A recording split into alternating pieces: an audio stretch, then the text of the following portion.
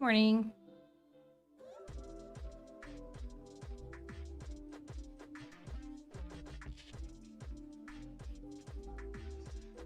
We shall see if the bot connects to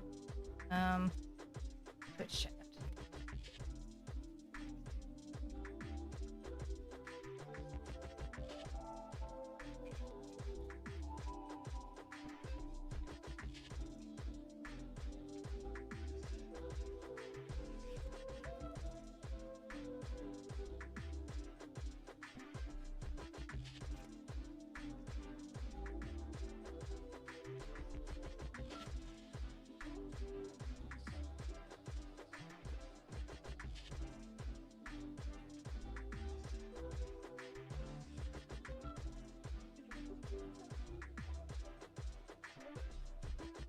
Okay.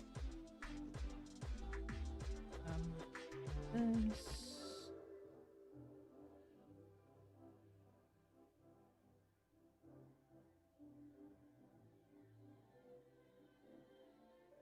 Needed water. Where did I run?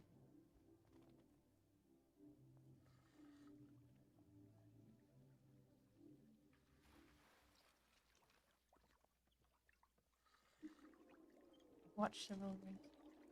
Hi, Brad. Thank you. Oh, there it did. It did get on there. Good. Cool. The bot connected. I think. Yeah.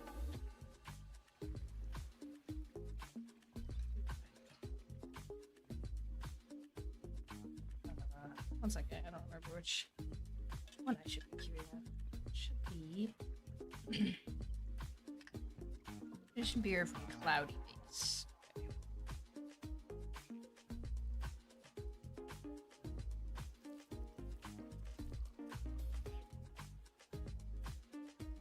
That guy.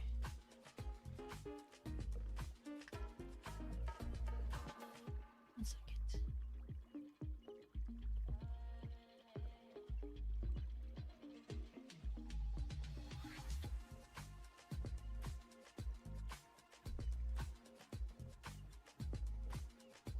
Oh, man.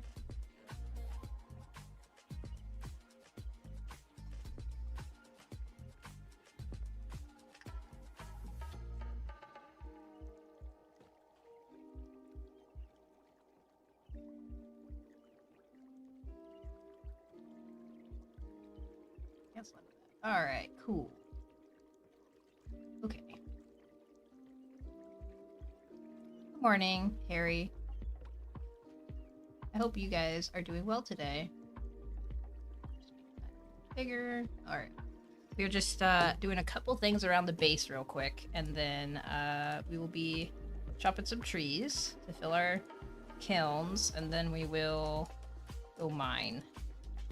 I had to rearrange some stuff last night because my plot started disintegrating again, so that's fun. I haven't actually checked.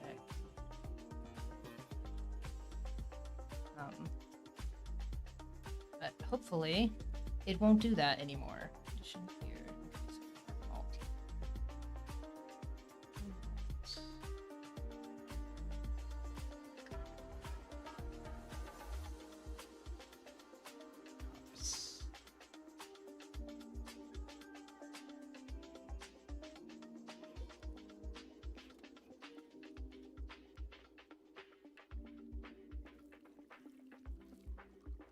Bears are farming bears equals 50 large hides. Feel like it should be more, but maybe that might be right. Where are you farming them at? Do you have a good spot? Like a good loop of bears? Can't remember, it's been so long since I... Bears.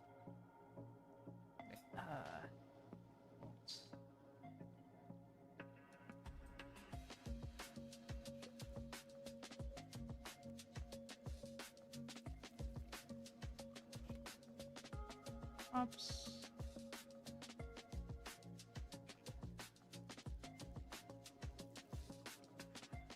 Alt.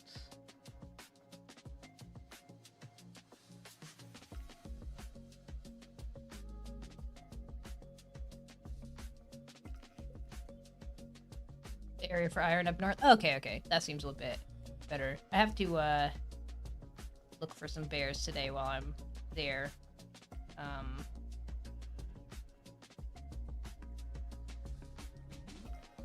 And actually mark them on my map when I find them, because I've been so bad at marking them.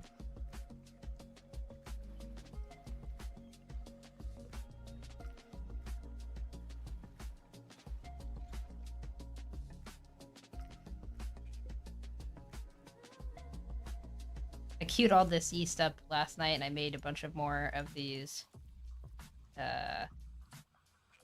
couple more of these fermenters and stuff, just to be able to queue up a ton, just like a ridiculous amount. Alt. I'll just remove them when I need to queue that many.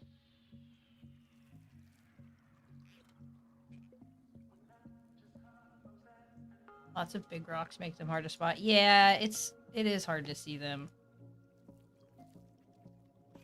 That's for sure.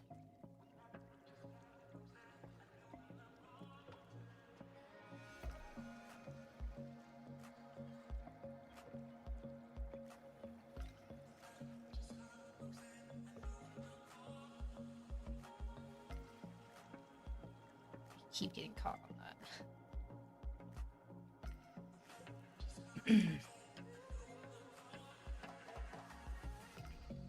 Well, now I need to farm up more hops, I feel like. Not today, though. I'm not farming that stuff for now. 2, okay.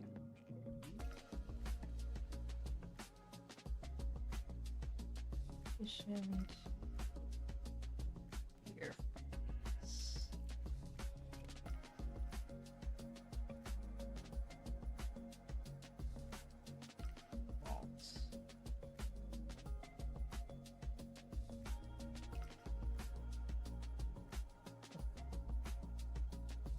I'm on the Iniscalia map.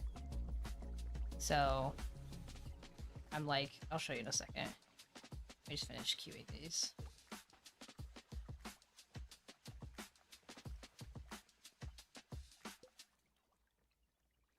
I'm gonna have so much conditioned beer with cloudy base, it's not even be funny. Malt.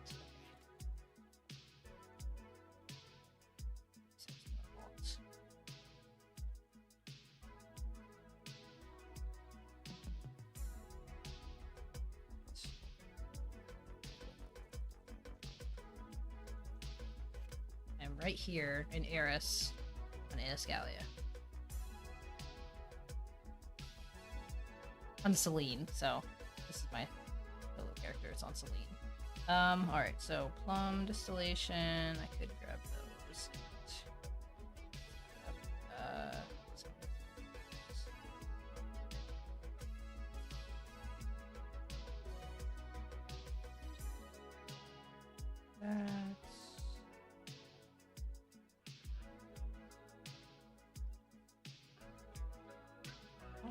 Nice, okay.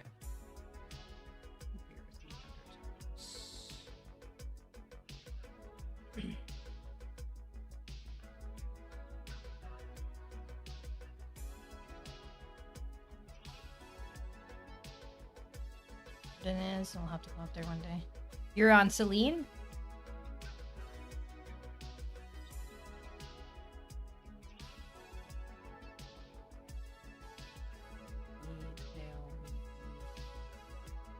Here? Strong body. Okay.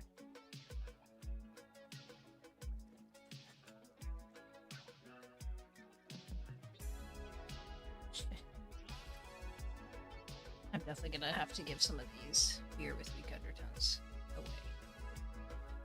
Double check that I can't craft anything else after 23. Hi, Lorf. I hope that you're having a great day today. Today's a shorter stream, so I'm trying to be quick with all this prep stuff, and then we'll chop some trees, and then just be mining the rest of the day. Good morning, Pete.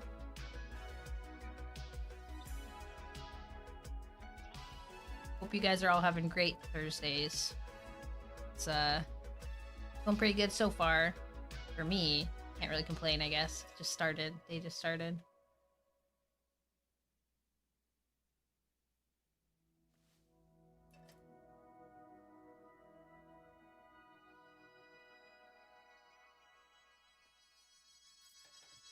Just leveled up to 39 level leatherworking. Dang. You making anything cool? Have you made anything cool, I should say? 39 is that's really impressive. That's a tough grind. No more bears for you for a while. Good. So you can craft like everything at 39, right? I think there's like a 43 craft. Is that the highest? 43? Maybe 45? But at 39 it should be like at least moderate, maybe easy, right? I don't think there's anything too crazy past that.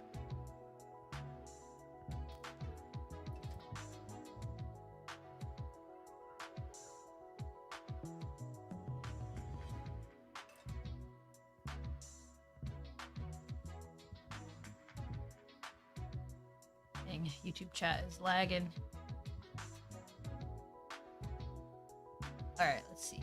42 is max, the HP buff. Okay, you did it? Nice.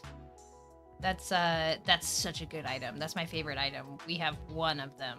I'm not 39. We used our friends down in Karis to craft that for us. And, I mean, it's amazing. It's so nice not having to cast on every single person anymore for the HP buff. What makes you cry, Harry? Getting to 39 leatherworking?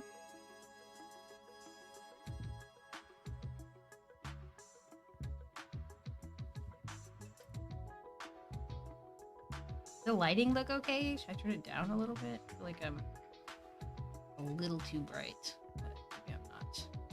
Go like over here.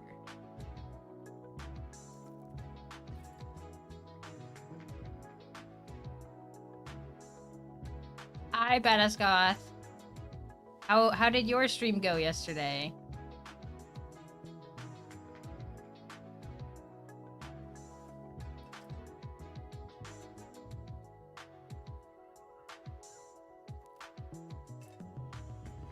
Share link to YouTube to video of my achievement. I don't know if it will like time you out, Lorf, to be honest. On YouTube, I don't know if you can share links. But you can DM me it on Discord if you search me up on the Pax Dei Discord. I'm just Invader Kim there with ones for the eyes.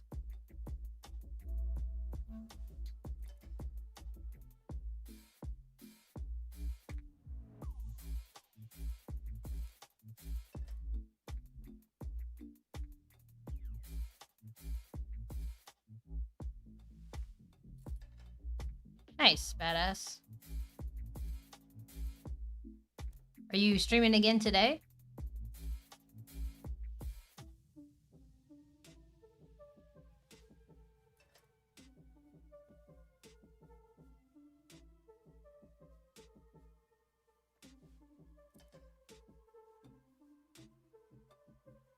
Hopefully these hides will get me high enough to be able to make the fine leather bands. What, you said it was 50 hides, right? That's not that much leather. That's only 50 leather. What level are you, Harry? Still 23? I don't think it's gonna be enough, to be honest.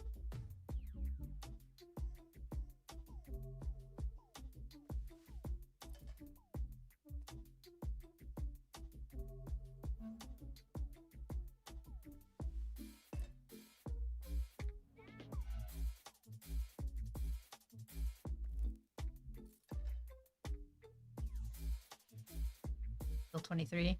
I mean, you can risk it. If you're just stuck on fine leather bands, like, you could try crafting them. I think you should go to 25, but that will take a little longer before you try to craft them, just so you're not wasting a bunch of leather. But, I mean, you could technically craft it a little earlier. Start streaming again today at 8 p.m. GMT. Okay. How many hours from now is that, Goth? It is almost 9 a.m. here in PST. Oh, looks like you. Message requests.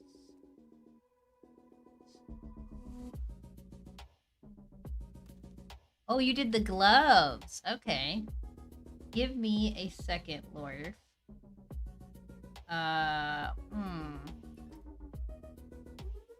Me. Share this.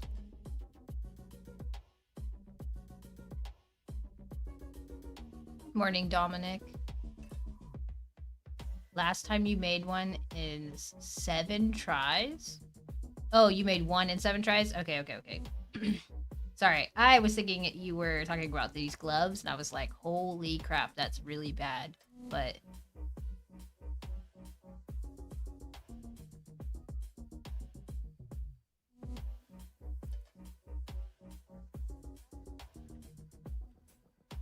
you have...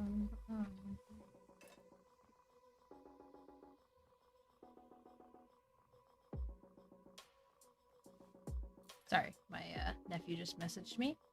Let's see.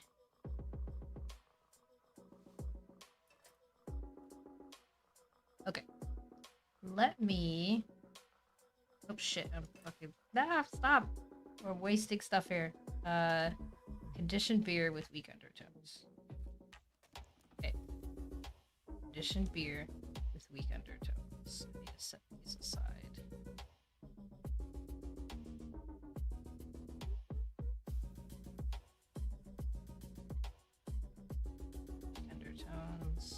Undertones.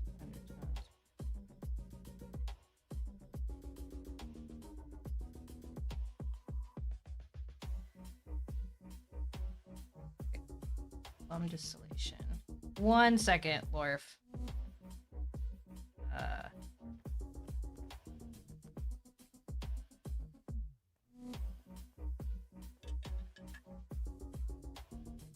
Spirits. We made one. Okay. And all right, 1 second. This.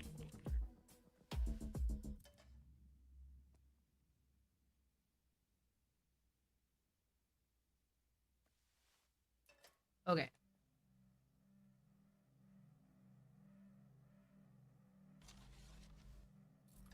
Let's watch Lorf. Me. What do you have here? How far in is it? Is it close? You crafting it right here?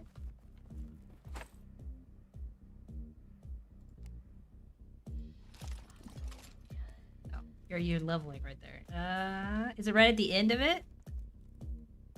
Here it is. Wait, no. Okay. Almost spoiled it. Okay. This is him making his Loyo's favorite level 3 gloves.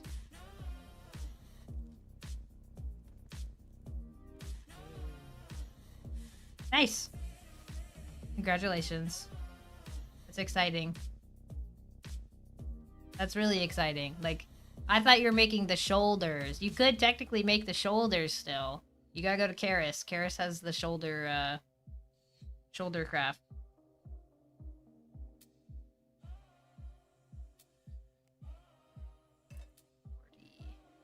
The shoulders are so much better. Like, the gloves are good. They're good. But if you're playing with people, you definitely want the shoulders. It's just a AoE version of that. I forget what they're called, but it's definitely worth it. They're so nice.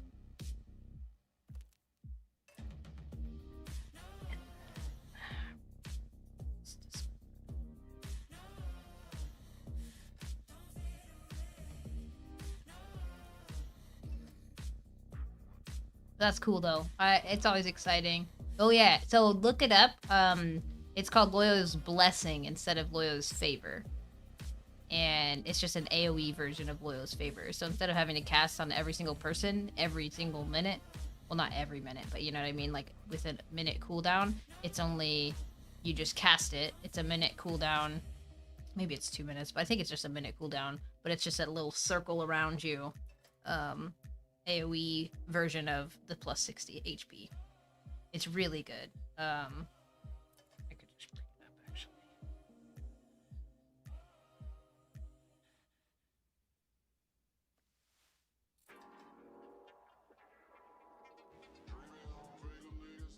Okay, fine. Blessing. There. This magnificent leather pauldron. It's so good.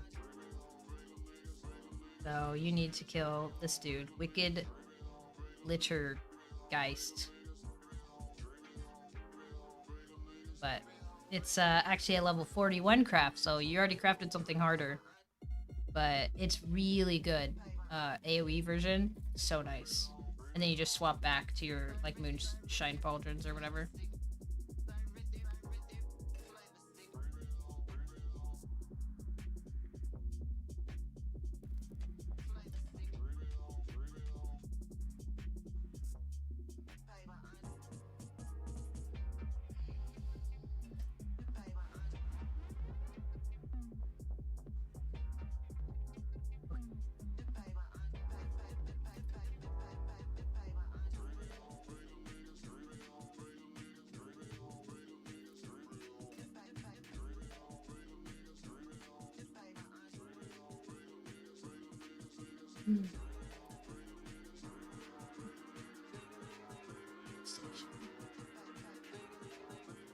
It's really nice. It's so much better than having to cast on everybody.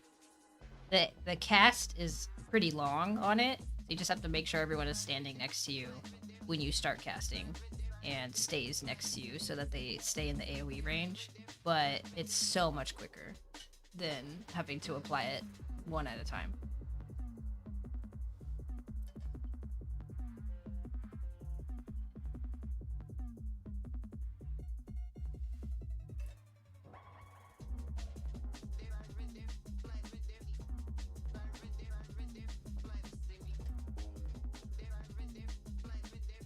Okay, 13 more crafts and then we'll just go to the... Oh wait, I have to grab... Oh no, because I just filled them all up. We'll go chop some wood.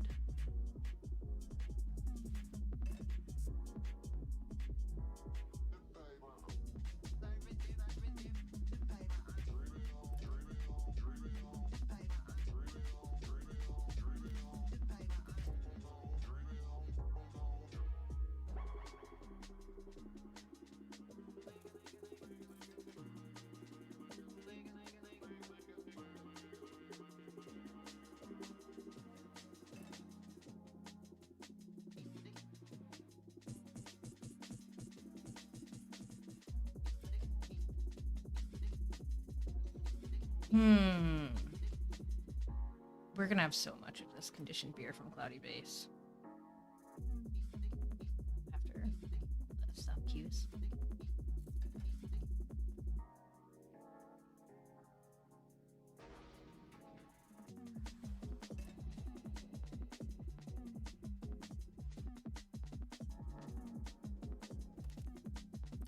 Guess I could check how much. Nah, I'm gonna need more charcoal. 100%.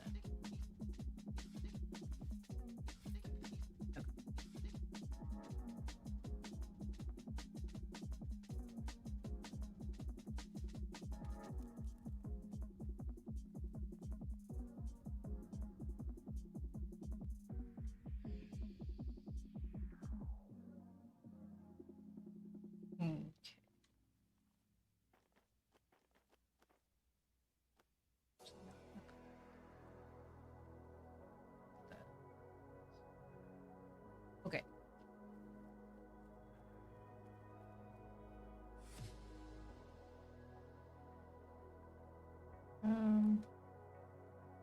I use the first ones that I find. That is my chopping axe.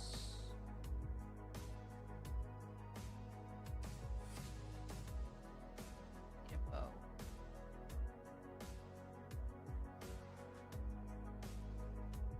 There is a bow.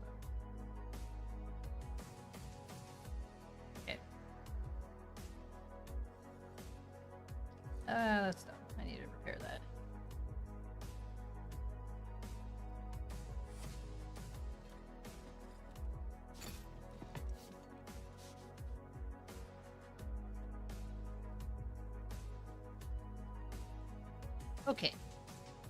We're just gonna get, like, at least just one inventory full of wood, and then we'll just go chop. We'll, go mine. Because, I only have 5 charcoal kilns. I just want to get as much burning as possible before I go, spend a bunch of time mining. 'Cause I'm not gonna lie, it's been a while since I, had my kilns and furnaces going. I think, like, since the last time we did a mining stream, I've done it, like, one more time, and, not being very efficient, to be honest.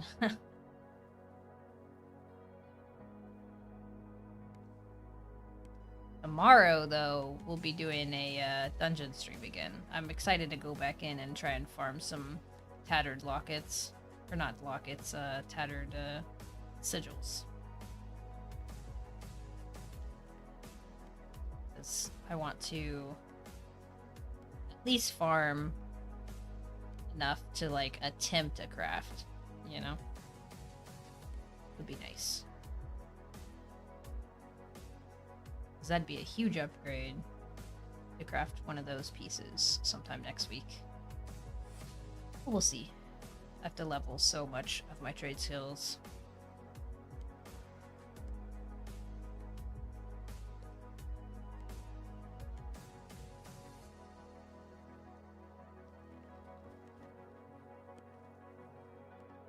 A wonderful stream. I would like to see more. No worries. Thank you, Dominic. I hope you have a great evening, and I hope you sleep well.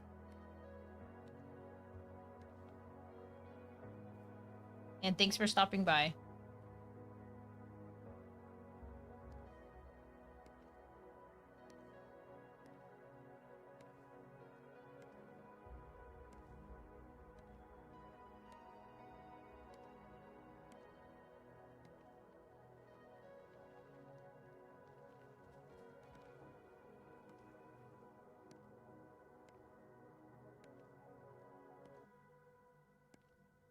At least it's not too bad to fill up just one inventory full of wood.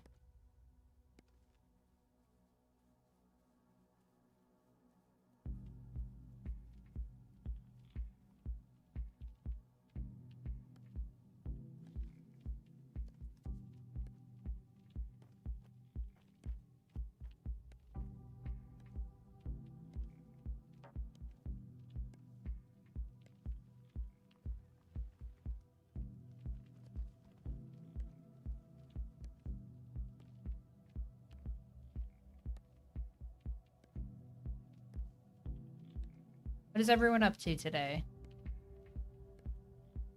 Got any plans for the weekend? This is probably a better question to ask tomorrow, but okay. I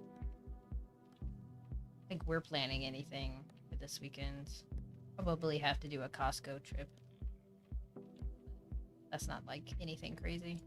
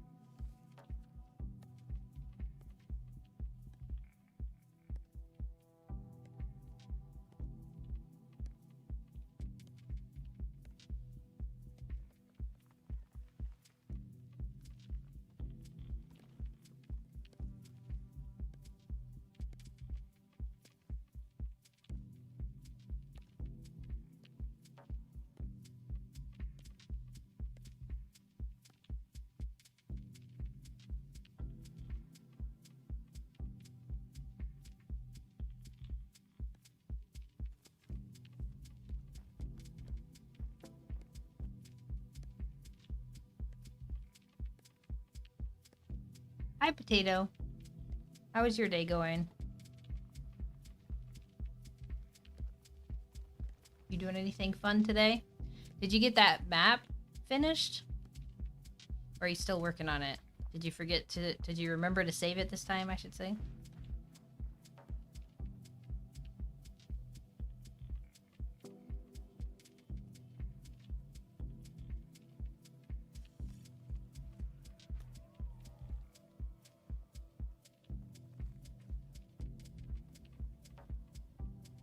Doing well, just chilling? Nice.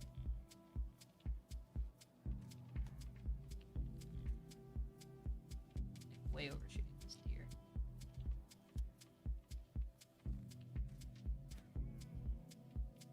My day's going pretty good. Can't really complain. Haven't done much yet. Just chopping little trees to get my kilns going before I go mining.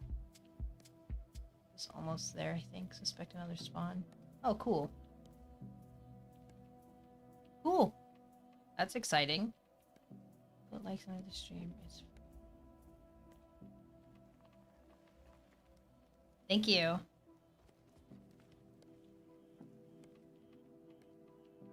Do not know how to pronounce your name, so I apologize.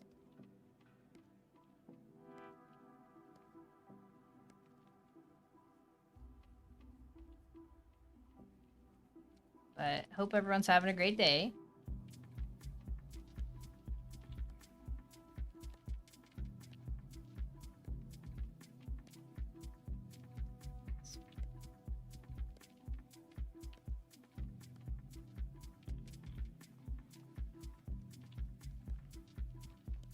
I kind of miss woodcutting in New World. I'm not gonna lie. I made a lot of money woodcutting in New World. Just chopping trees and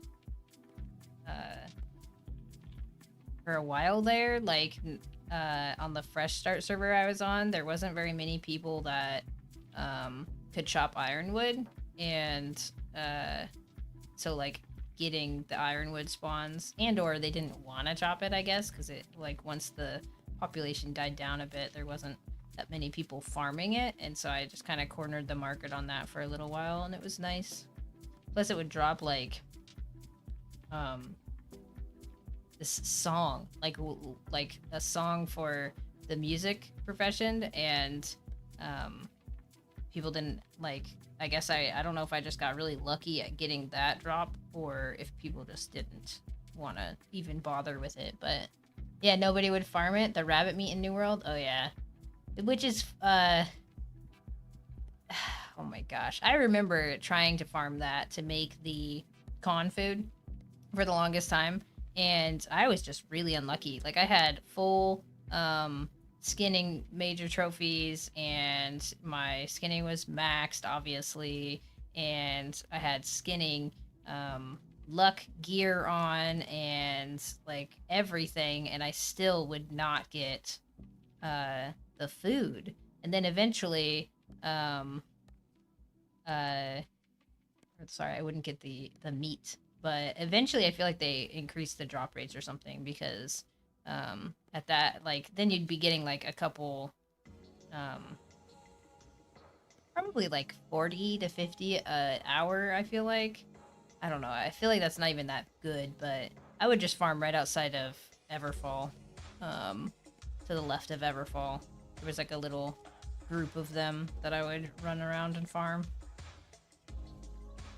That only works though if your server's a little less active and you don't have people farming that. Whenever they do that rabbit, the corrupted event, everyone's farming rabbits all the time right outside, because that's the easiest. I've seen them kicking up there. I keep getting like videos and shorts and whatnot on New World, and like they must be really kicking up their advertising with their console launch, I feel like. So silly. I love the game, but it's just like, I don't know. It kind of like rubs you the wrong way, I guess, because like it's just dumb. Like I like see those posts and I'm like, oh, okay, when you should be like excited about it, but we're just jaded now.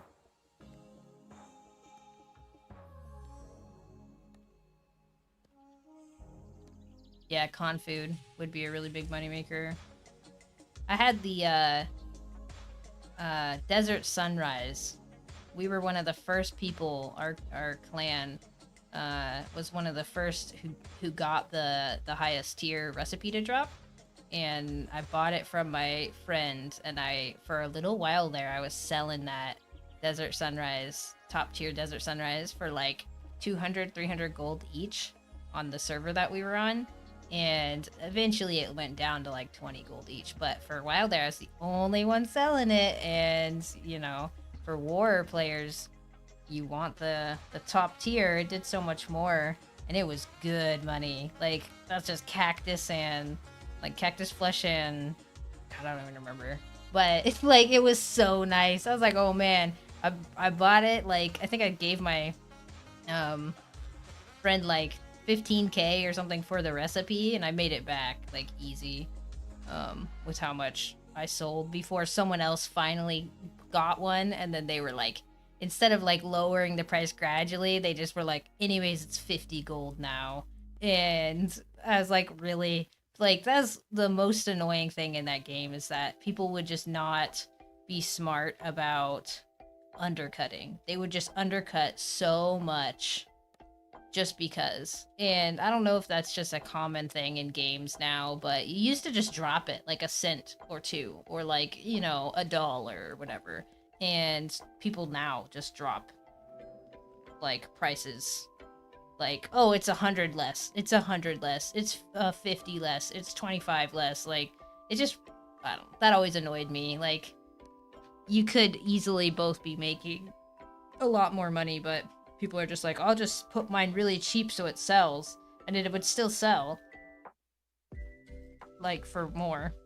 I guess I sound greedy doing that, but, like, that's just, like, basic economy stuff.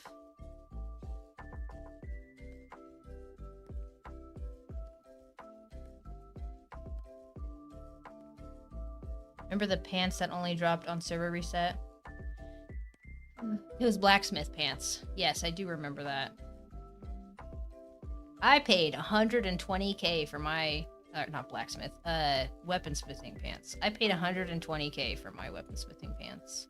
And then, like, I don't know, 6 months or a year later or whatever, they switched it to, like, it dropped really commonly from something else. It's not even that hard boss where you had to get a group together to go up the tower and kill everything. They switched it to something else.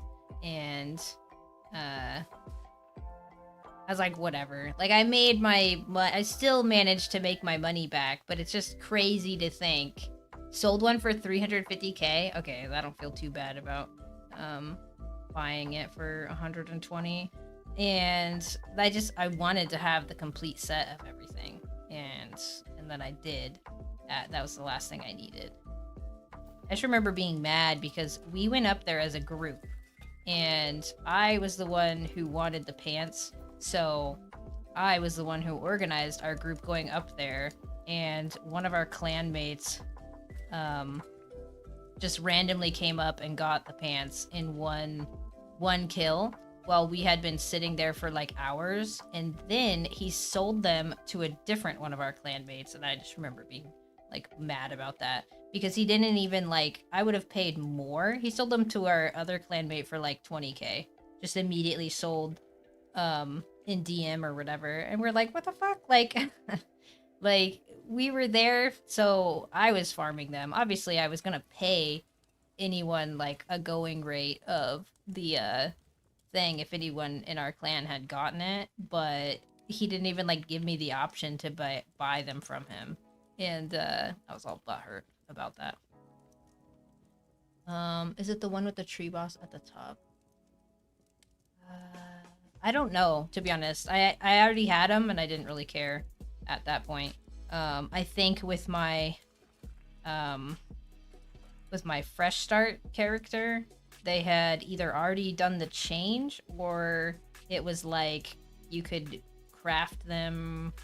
I think maybe I had a weaponsmith pattern that I had gotten from early on from a the thing that goes around the circle, aptitude box, and so I didn't even need to go farm them, and or it was just an easier farm.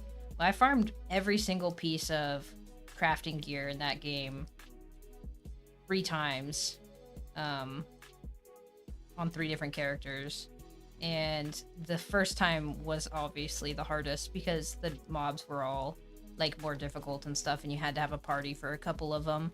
but they slowly made it easier and easier to farm that stuff, so it didn't even matter. By the third one, you could like buy order stuff for super cheap, so you didn't end up needing to farm everything yourself. So it wasn't too bad. But I mean, I don't mind farming stuff like that. I thought it was nice and fun to do, so I didn't mind it at all. Now that I haven't even barely left my base. Wait, no, this is here. Just kidding, I dropped it on the ground. Okay, we are gonna go.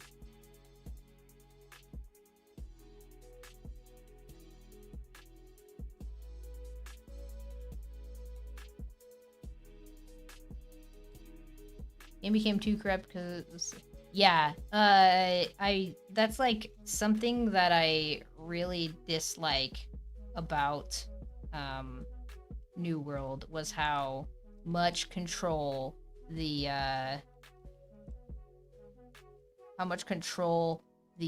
clans had. Like if you had a good clan, you were just set. And something else.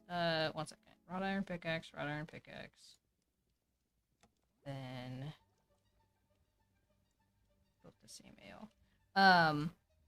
And they really like fucked us over on our server. Like the people who had like Everfall, they also had Windsward, and they had like any of the good towns, and they just jacked their fucking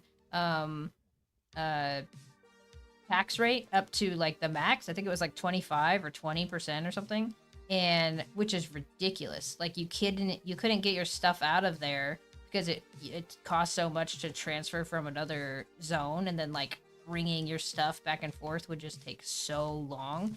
And they just fucking like had everything at max tax for as long as they could until they fucking removed that option and like made it so you couldn't do that. Okay. You're one of those clans? Yeah. It just sucked being like the underdog because there was literally nothing we could do, and except like bend over, I guess. Like they were at that point they're just so far ahead of you. There's nothing you can like anything you just have to have like a really good PvP team, which we had good PvPers, but we didn't have 50 good PvPers. So it was really difficult to go verse them. So that's why I'm like kind of hesitant because what's it called? Ashes of Creation has like a mayoral kind of thing in their game, but I was looking into it a little bit, and it seems like there's like some checks and balances and stuff. So it's gonna be interesting to see how that actually plays out, because I'm so salty about how New World handled their oh, you can, you know, as a clan, you can, you know, the possibilities are endless. You can own the city, and, you know, I'm just so salty about how the companies ran that. Because, like, as a company, like New World and Ashes and stuff, you have to understand that people are gonna use your systems, and I just don't think they thought about that at all. They were like, this is a really cool system, and of course nobody's gonna be, you know, a bad actor and abuse this, the ability to, you know, tax your fellow you don't know if you'll be alive. I don't know, we'll see. I'm really excited to see, just like with this game, like I can't wait for the patch kind of set the pace on what to expect over the next year. I guess 10 months now, 9 months now of early access for this game. But I'm really excited to see like what they can do for Ashes, and like all these other games too that are coming out. Like their first patches are where you're really gonna see if they're actually progressing as much as they say they are, if that makes sense. Sound cut out for you? Can you hear me? Testing. It shows that I'm coming up. Can you guys hear me? Maybe? Sounds fine for you? Okay. I'm not sure, LX. But so I'm just very hesitant. Okay, yes, thank you guys. Like, I'm just hesitant about anything that involves the players owning something in the game. Like, as a player, that sounds really cool, but the people who will want to become the mayors are 99.9% of the time going to be the people you don't want to be your mayor. Like, it's going to be the people who are more power hungry. Like, if so I don't know, we'll see how that actually works, but it worked out to that the like the largest clans, obviously, who could pay people to play with them and defend their lands and stuff, were the ones who held the towns, which should be how it is. But it's just hard to check that. Like, if something's going wrong, you have to be able to get them out of there. And with New World, it was like, oh, well, you could just war them out of the town. But that was like way easier said than done. When they have had a money advantage, they have a player advantage because they're making so much money hand over fist. Like, there's no way to actually compete versus that unless you have people with better skills who don't need that extra money for gear and stuff. And gear in that game actually played a lot. Like, it played a big role. So I don't know. We'll see how their system actually works and stuff, but it just makes me hesitant. Just because we got like so such bad taste in our mouth from New World, I should say. But I don't know if that kind of system is in other games. Maybe it is in other games that have like a better example of how it should have worked and people don't abuse that. I have no idea. Is this game PvE friendly? I hate PvP. Yes, it is very PvE friendly, Semi. You have to go into a PvP zone right now to be PvP flagged. And the PvP zone will tell you that you're going into it. Everywhere else on the map, everywhere is PvE. That should be changing if they introduce, like, they have like a night. What was it, guys? A night and something that they're planning to add in, where it seems like it's kind of be like a punishing PvP. You could PvP flag anywhere, but you'll get in trouble if you're like, you'll be flagged wrong, I guess. I have to look into it more, to be honest. That's not implemented yet though. So like right now, you literally have to go through this portal. I'll show you in a second. You have to go through a portal on your map. It puts you into a whole nother map and you're PvP flagged in that map. And so you don't accidentally go in there. It tells you, hey, you're entering a flagged zone. You know, you'll be PvP flagged. It's full loot. Are you sure you want to go over here? And if you just turn around and go out of the portal, there's like a little safe area. So like if you go out of the portal, you're fine. And none of your gear can be taken. You don't want a PvP? Yeah. So then I would suggest you make a character. If you do want to play this game, I'd suggest you make a character in the province of Inisgalia or in the province of Ancien, because they have this zone in here. This is called the Pitted Zone. And you will get there are pure iron spawns in this zone. Those are the only two regions that have this zone in here. And it's like one of the only places you can get pure iron outside of the PvP zone. And you will need pure iron to make steel. So you definitely want to, if you do not want a PvP, 100% you don't want a PvP, then you need to make a character in one of those regions. Okay, I'm going to mark this on the map right here. Which is why I made my character here too. Like, it's really nice. Double check. I do have all my stuff in here.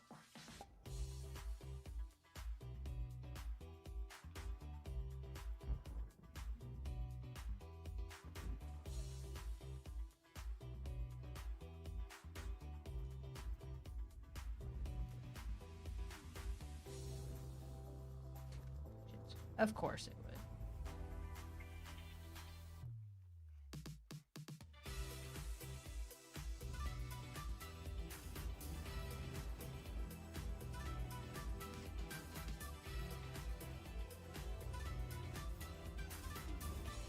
Oh, he hurt. Usually run unarmed when you play Pax Dei. Yeah, like I'm not a big fan of PvP either, so I typically just stay in the PvE zone. I was planning on attempting and like going into the PvP zone today, but I realized yesterday that I actually just need a lot of raw iron at the moment to level my armor smithing and stuff, which is in this area, so I may as well just chill in this area and try out PvP another time. Oh, you didn't even drop an animal hide.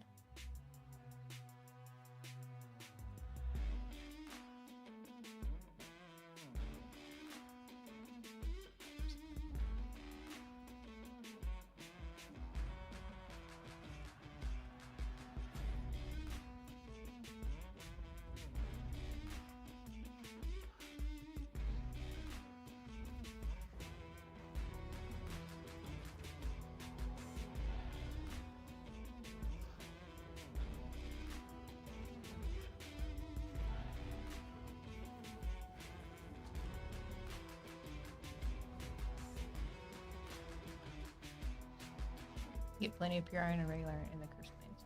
Yep. Cursed plains. So like, are you talking about this area? Pete?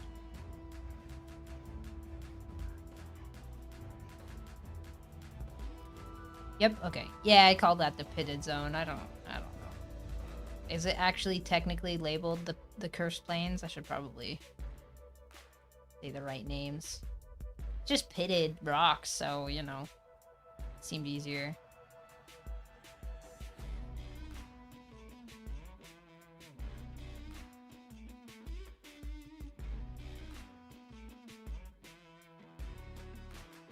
Wars. Figured I'd try and get some bears in, too. If I can. Let's just run this direction. Go.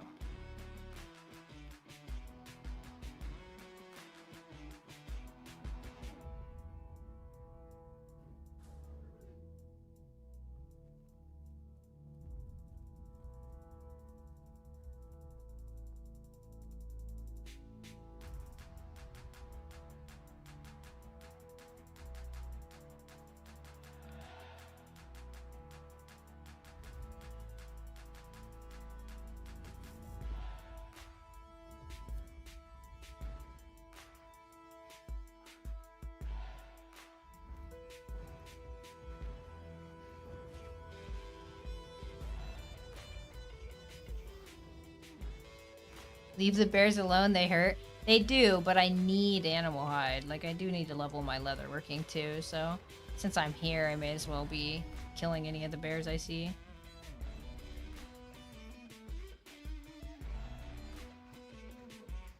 Because eventually I'm gonna need to push my leatherworking from 20 to, like 30 something.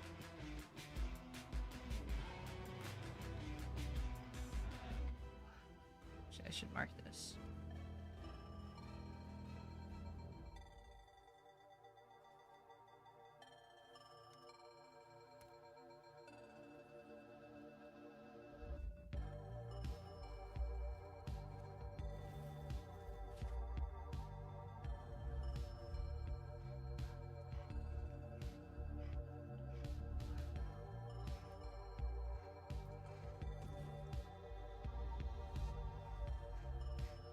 Because anything I farm now is a little bit less I have to farm later.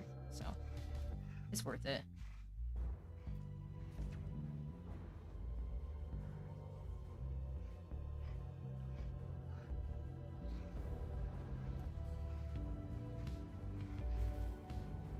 Okay. Thank you for fizzling out. I really appreciate it.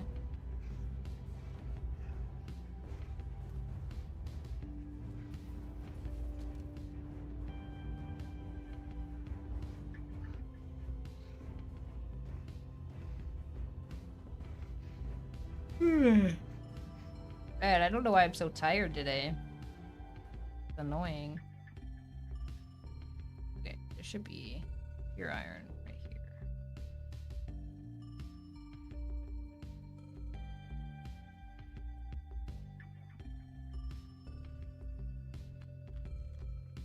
Okay. I can't see any more bears around here.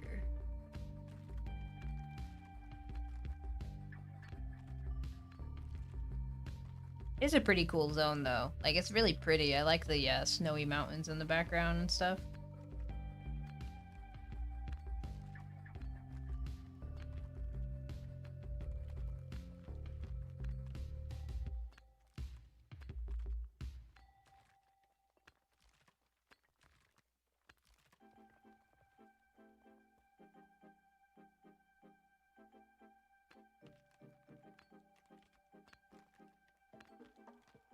Thank you, Sam. I hope your day's going well. They did do a good job with the background. Makes you want to go climb them. But, like, not really, because you'll die.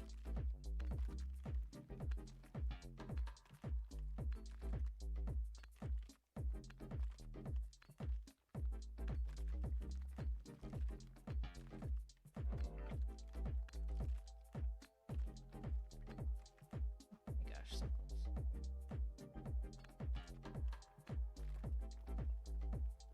Good morning, Mep. I hope your day's going well.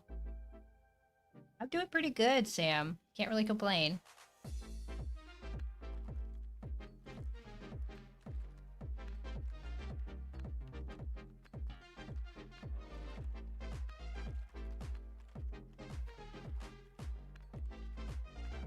I love that cat emote.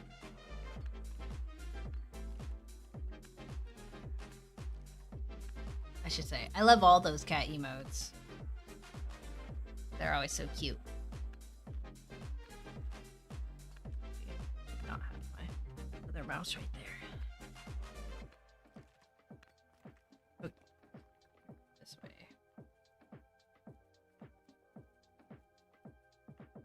There's a bear.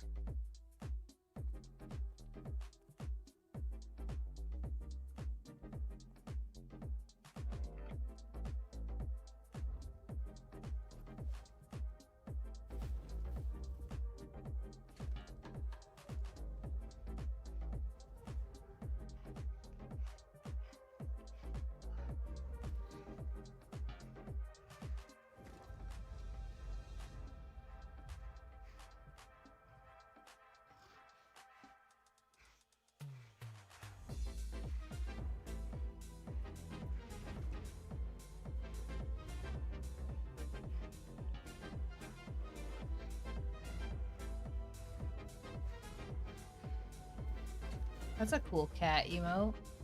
Stack.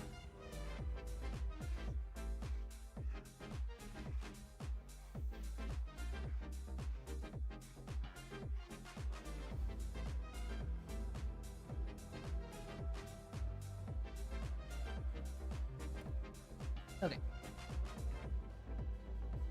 Oh, I should mark that.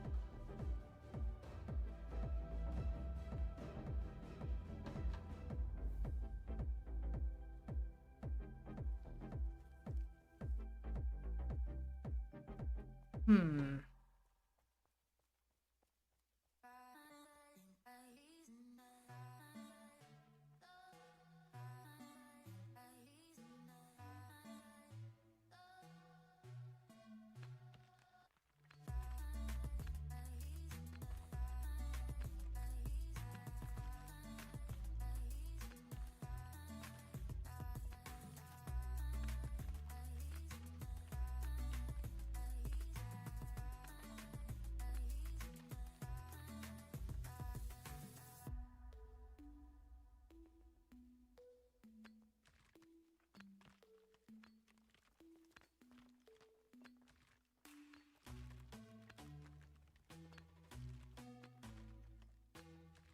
What's the temperature like where everyone's at? We're going through like a heat wave right now, and really hot.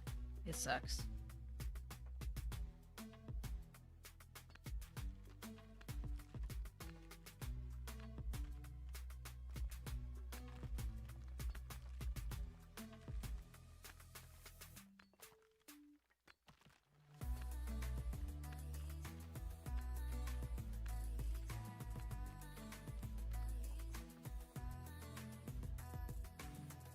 It's like supposed to get up to 95 or something today, which doesn't feel like that hot because coming from Nevada, that's not that hot, but like it feels really hot over here after it's been such nice weather like the majority of the time we've been here. Germany, a heat wave for the last 6 weeks. Ugh. Yuck.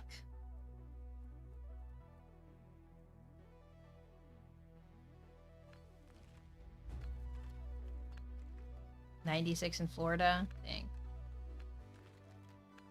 I feel like it's just really hot this summer, which is annoying. Never drops below 30 degrees. Is that Fahrenheit or? It's gotta be, right? Today is 9 a.m. and already 95 degrees. Ugh. That's gross. I don't know. It's only 80 right now. Supposedly. Would be 90. Oh, okay. Where are you from, Potato?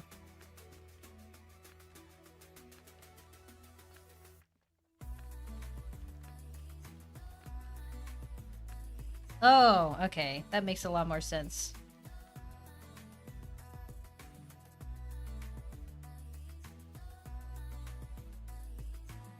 Even in like winter, it doesn't get less than that. Do you even have winter? You have to have winters, right?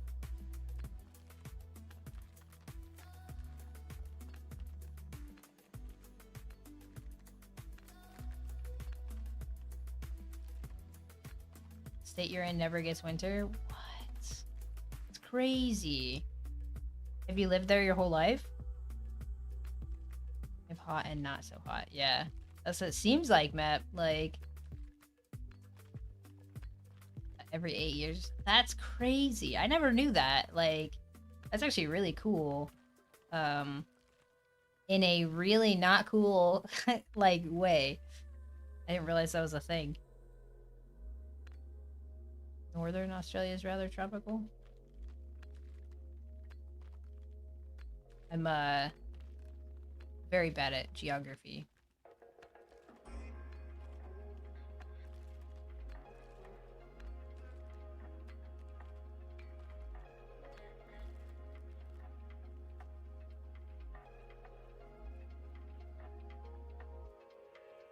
I'm not only directionally challenged in games, I am directionally challenged in real life.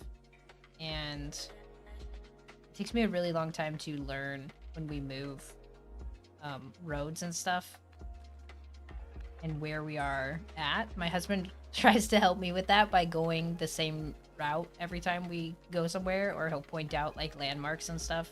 And I kind of know where a couple things are now that we've been here like 6 months, but he's like the type of person who can take a road somewhere one time and know where that is in regards to where we are at all times. And it's really kind of annoying because it just takes it so much longer to click for me.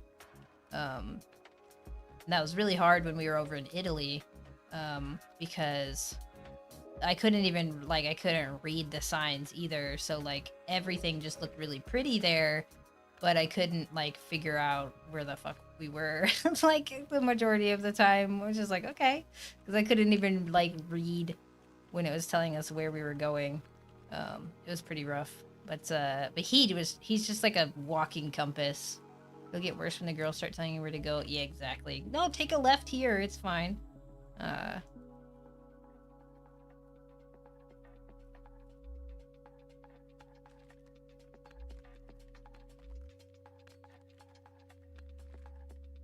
Luckily, they haven't started doing that yet.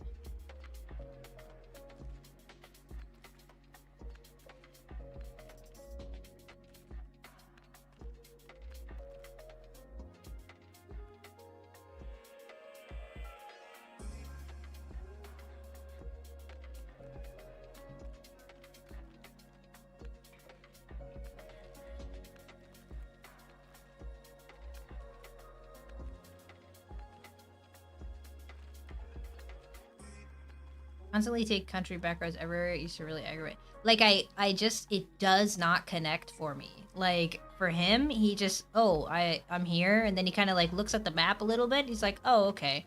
Like, a lot of the food places we go to are on this one street, but as we're going there, we used to take the freeway. Now we take like a back way to get there, and it's about the same time traveled, but it's like it just feels like I'm relearning stuff again. And then I have to like confirm like 8 times, but it's on this street, like it's on this street, like, and it's so frustrating. I'm sure it's frustrating for him too, because he's like, I just don't understand how you don't get it. Like, like he goes to one place one time, and 8 years later we were back like visiting or something, and he'll be like, "Oh yeah, I remember exactly how to get there." And it's just hard. Like I could see why your wife would be frustrated, because I get aggravated too. Not in like a, I don't know how to like describe it better, but it's like I don't like not knowing where I am. Like I feel confused and lost, and I don't like that. Even though we were going like someplace that's super easy to find, and uh once I kind of get my bearings, it's okay. But then we'll try to go there from a different way, and I'm like, but where are we? Like, it's not hard. I don't know. My mom's the exact same way, so I just blame her, because clearly I got that from her. Um, and she's okay with me blaming her for that.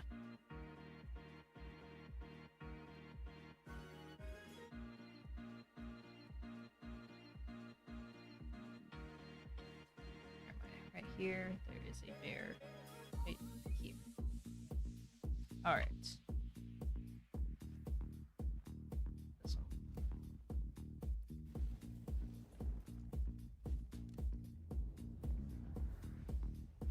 It's just not fun not like feeling in control, I guess.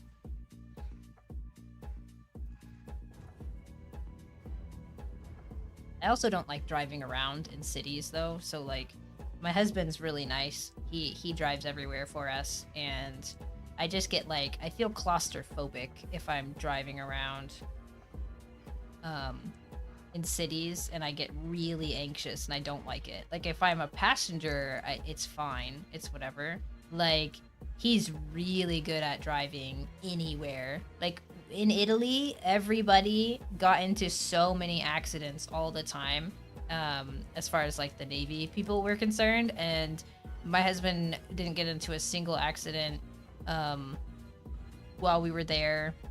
And we had an SUV, we had a XC90, so like that's a pretty decent sized SUV over there, especially on little Roman roads and stuff. And he would fucking put that thing in between 2 buildings down an alley where like you could barely fit someone walking next to you or riding a moped, which they love to do down the alleys, and not hit a single thing. And I'm just like, what the heck? And he'd back up and stuff, and I'm like, I don't know. I just get anxious when I drive.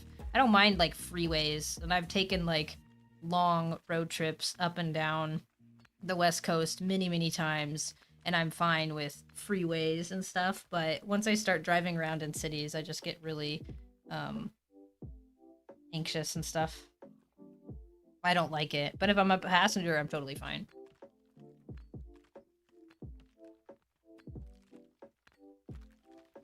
Let's see. What did my lovely husband just say?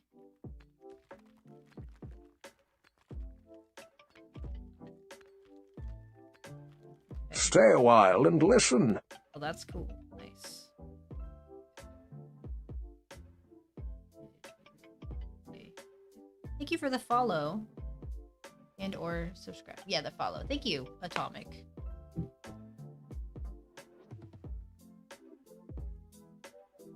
I thought for sure he was listening because he messaged me, but he messaged me about something completely different, so. All right.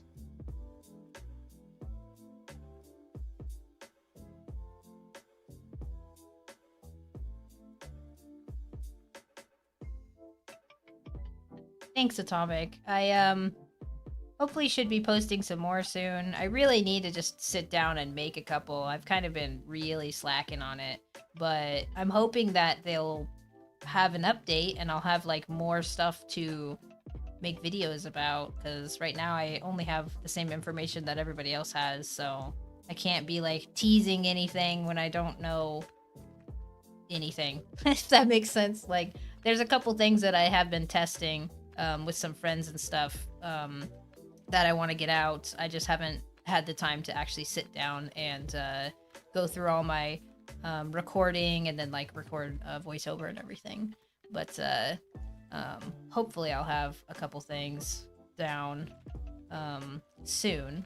Tomorrow we'll be doing another dungeon. Well, it'll be the same dungeon, but I want to farm some more tattered sigils, like mostly. So we'll probably be maybe we'll adventure a little further into the dungeon. It would be nice to get a little further in, but I don't want to do that at the expense of only doing it just to get further in, when I could just farm the guys that I learned on Tuesday and still get some sigils. But I kind of want to try and see, Potato, if we can get that boss that roams that I almost was around before I died that one time. But I definitely want to work on farming up sigils majority than the bosses and stuff, because there's really no point in going to farm specific bosses deeper in when I don't even have the levels, for one, to craft the item, and then the sigils. We're gonna need so many sigils to even attempt crafts, so there's no point in like going further, but we could definitely get better at figuring out the different pulls and stuff. Atomic parsley. You just got some spells for the first time a couple days ago. Might try a cave. Nice. I do have, I don't know if you've seen it, but I do have my Inquisitor Tower video, and then I have a couple videos on magic. I hope those were helpful if you ended up seeing them. If not, they might be helpful.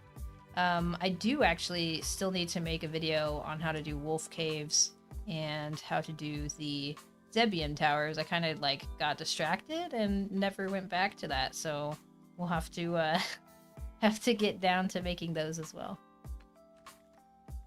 Let's see. The Inquisitor one, yeah. The Inquisitor one is nice. It's pretty simple. I would definitely be just farming Inquisitors 100% of the time if you're still working on getting your magic gear, because you're going to need a bunch of cracked lockets to craft everything. And then once you have your set, make a second set if you're solo. Like, I have a second set back at home, so if I do die, I at least know that I can go get my first set back, because wherever you get to once, you can get to again. All right, let's see. If you can get to the pool area, you get much higher sigil hours. Okay. I'll try to maybe I'll be able to work my way in there. Sam, we'll see. Your Telbatana got Mez and heal. Nice. Failed. Oh, crap. That sucks. What level is your leather working? I pushed mine to, I think I did 19 or 20. Probably 19, because I crafted my first one, but 19 or 20 before crafting, attempting to craft that. You're 20 and it still failed? That sucks. That really sucks. Hopefully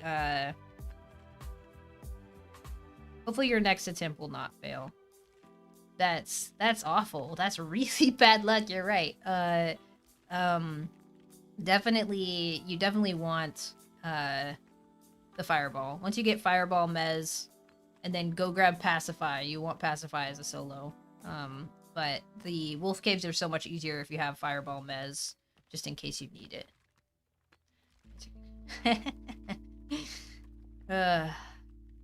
That's definitely before you attempt anything else, just keep working on saving up your cracked lockets and stuff and getting fireball. technically, there's the other little fireball bracers that are a little lower level, but I don't think that boss is as easy to find. If 4 of the law things? Oh, okay, cool. Yeah, better to empty the whole bottle and then push craft. You know, what could go wrong? Then you'll get it and you'll not realize, and you'll accidentally like X it into a chest, which actually just dropped it on the ground, and you know, and then like log off and not realize. We haven't done that before. We've never you know, lost items randomly. And then come back later and been like, wait, but where is it? Oh, look at that, skull caps.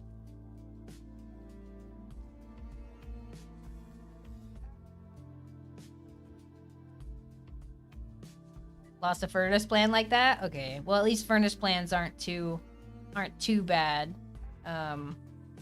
We lost we had a toxic Zweihander, and someone ended up Xing it into a chest instead of pushing G. And we were like, but where is it? We just had it. We didn't even get to like test it. We ran around with it one time, and then they had it, and they basically threw it on the ground and logged off. And they were like, oh my god, I can't believe I did that. But it was okay though, because it didn't end up being that good of a weapon, and it was the lower level one, so it wasn't that big of a deal. But we were all excited to craft a magic weapon, and then that like first time we took it out, it got fucking destroyed, so just disappointing. But at least it wasn't like a hard to get magical piece or something, like a really good heal or something. I'd be very mad if someone dropped my like Loyo's Blessing shoulders on the ground and accidentally destroyed him.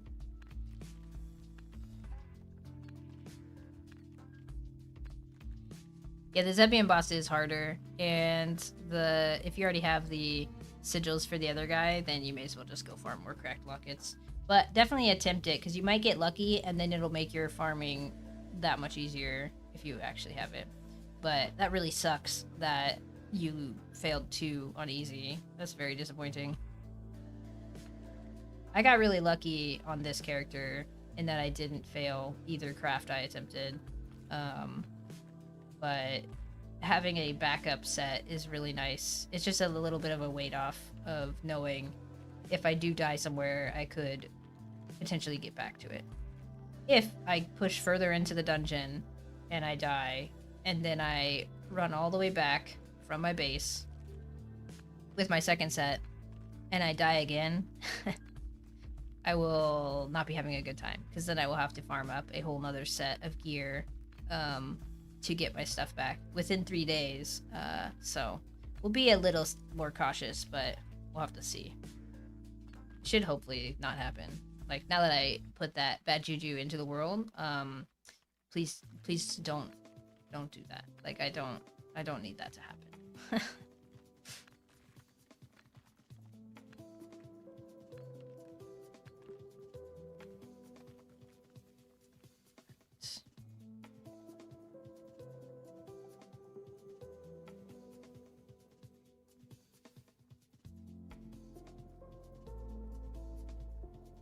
Getting a decent amount of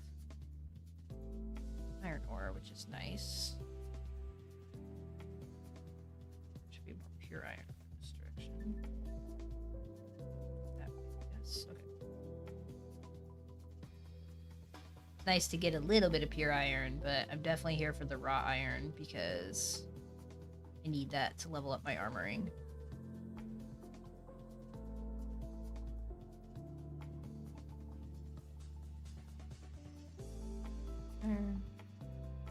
Here, there's some bears. Okay, I gotta mark these bears.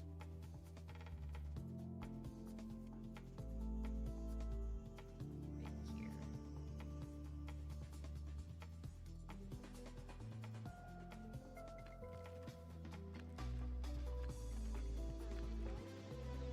I feel like Iniscalia is just not as good for bears. There must be a better loop for bears. Just these ones that I'm finding randomly seem pretty far apart compared to the Ancien loop I have.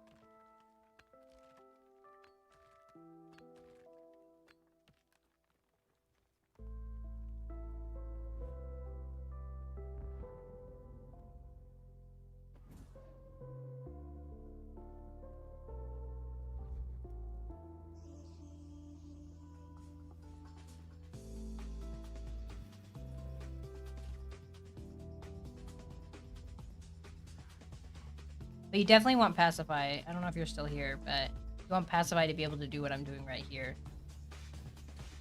It just makes your life so much easier. Pacify is probably one of the most important skills as a solo, in my opinion, I should say.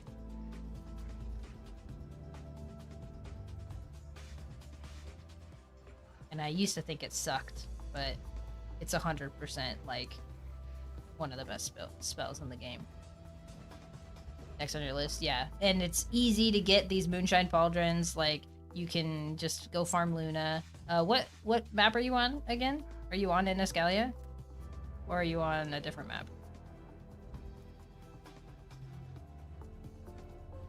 You are not? Which map are you on? Ancien? Okay. Where are you in Ancien? I can't remember if you mentioned it. Because my other character's in Lavadan. Gravis? Okay. I'm not actually sure, but there probably is a cave right near you that has Luna in it. If not, then the cave that's in Lavadan, like the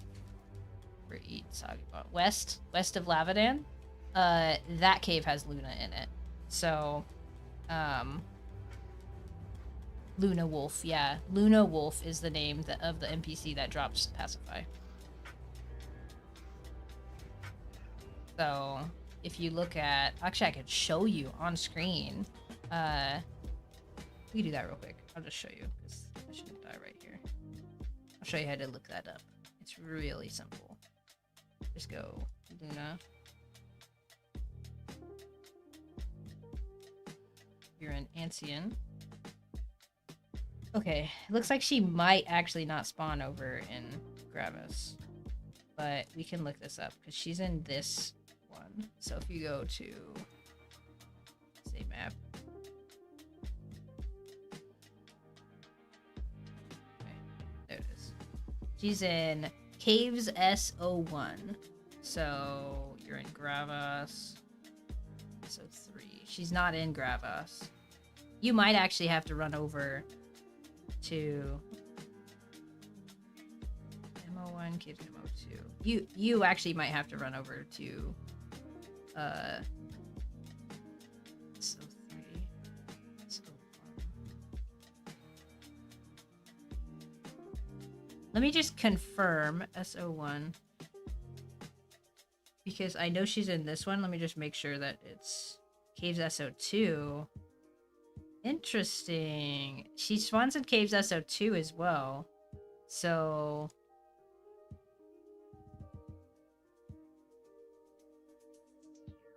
SO3, of course.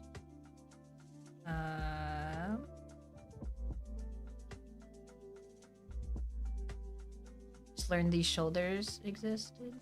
Yeah, they're really good. They're so nice.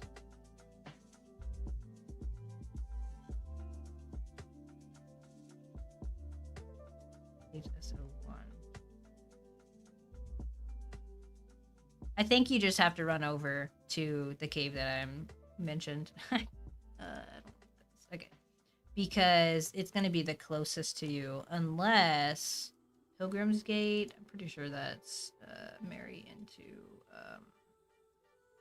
Mary, sorry. So Pilgrim's Gate would pop you out right here. You might be able... Here's SO2. So depending on what you... I think it's easier if you just run over to Lavadan, but you could technically go through the Pilgrim's Gate and then run down through Gale.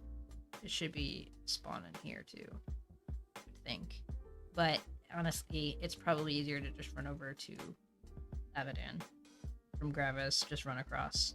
And if you want to mark right here on your map, right next to Lavadan, because this is where you can farm animal hide. There is a loop of bears. There's like 7 or 8 different spawns, 6 or 7 different spawns in this little region, and you will get so much animal hide here. It's literally a solo loop that I was doing, and there's no downtime. You just kill just the bears. There's like two double spawns right here, a double spawn right here, a double spawn right here, a double spawn right here. Like, it's so good. So mark this on your map, and it's right in between Gravis and Lavadan, so you're good to go there. But is my favorite spot. Yeah, exactly. So I think you just have to run all the way over here to this cave, because I know that it spawns in there. It's a little confusing in that cave, so be careful, but it's not too bad. What server are you on?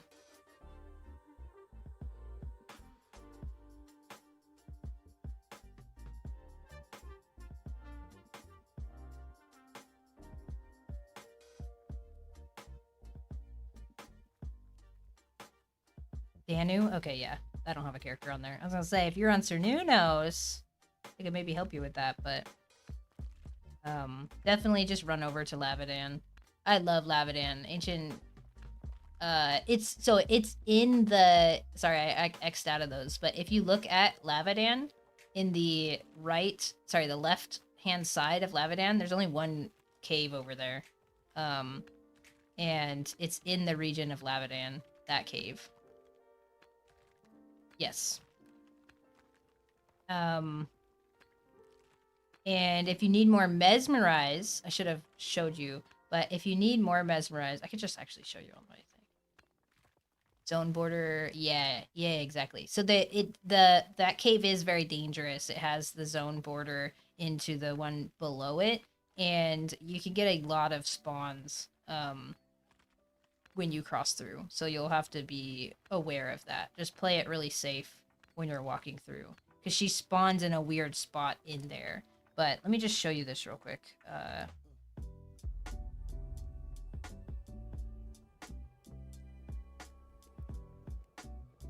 One second, because I have a little bit more useful information on this character.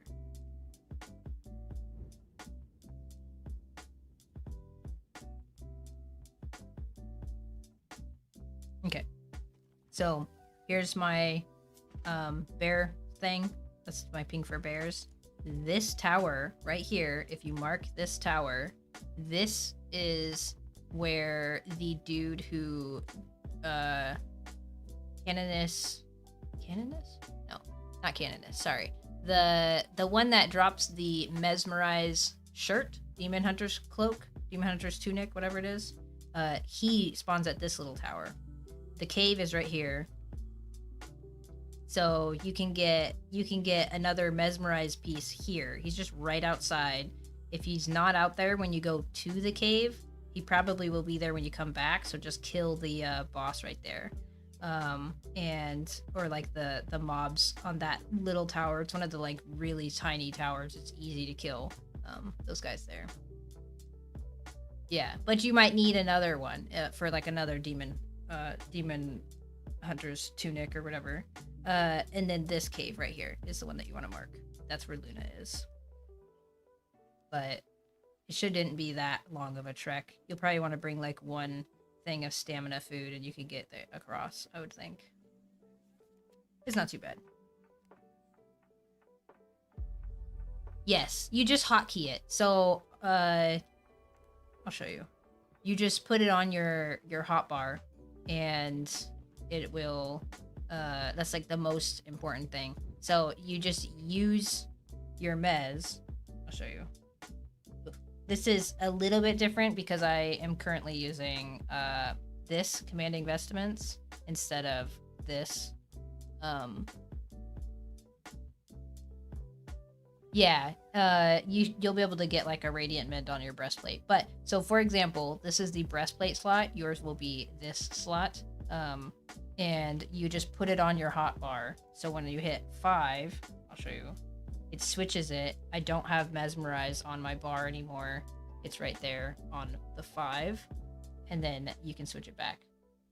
And it doesn't reset the timer or anything. So you just hotkey swap. So you'll have your mez on the majority of the time, but when you want to heal, you just drop it, press your heal. You can do that with any item, and it just swaps the slot. It doesn't. You don't need to have like, oh, this is my mesmerize. This is the breastplate. Like it will just literally just swap the slot. So this takes off my pacify bracers, puts on my Loyal's blessing bracers. I could use that.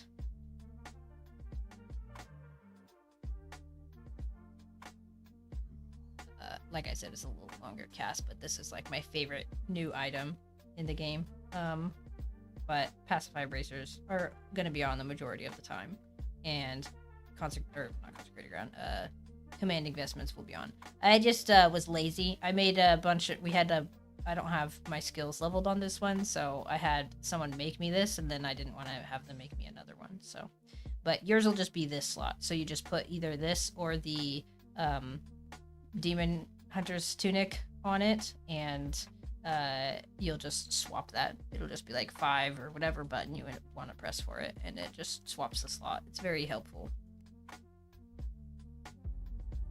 That way you can have a worse tier, like you could have the cloth shirt or the like a cloth version of your healing hat or something, and you just swap to it, heal, swap back to your chainmail or your plate armor or something. It makes it really nice to have the effects of the magic, but not have to have the effects of having a low level magic, if that makes sense. Where you wouldn't be taking extra damage just because you want to have a heal.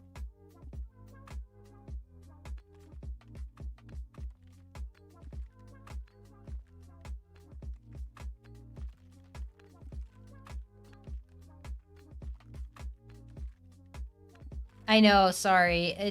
I do like how when it's like dark like that, you see the like shooting star and everything. It's kind of cool. But the fact that it like goes so bright is kind of crazy.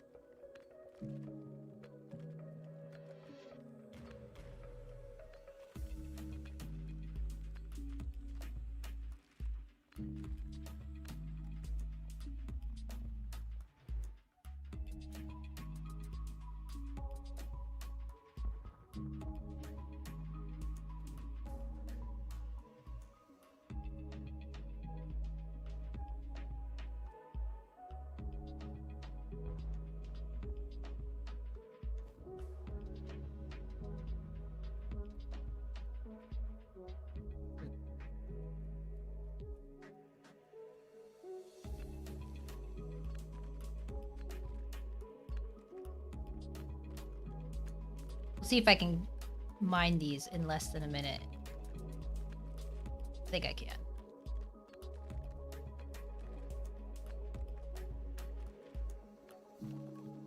Possibly.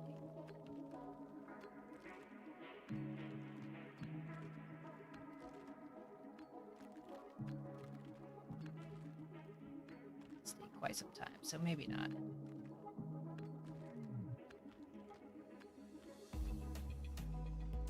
Be able to get 2 of them.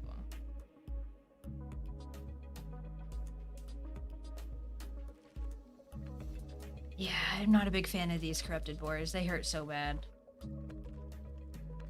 But the pacify should last for these two, and then I might just step away and repacify them instead of having to kill them.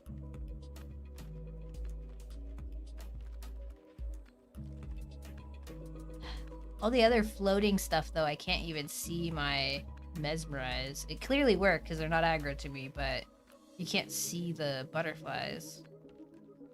It should be... Oh, it's off of that guy. He started walking normally.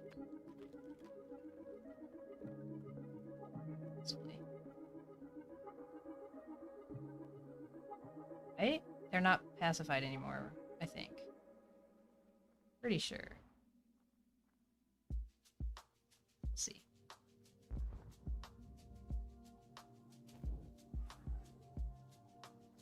We'll see. I might aggro both of them.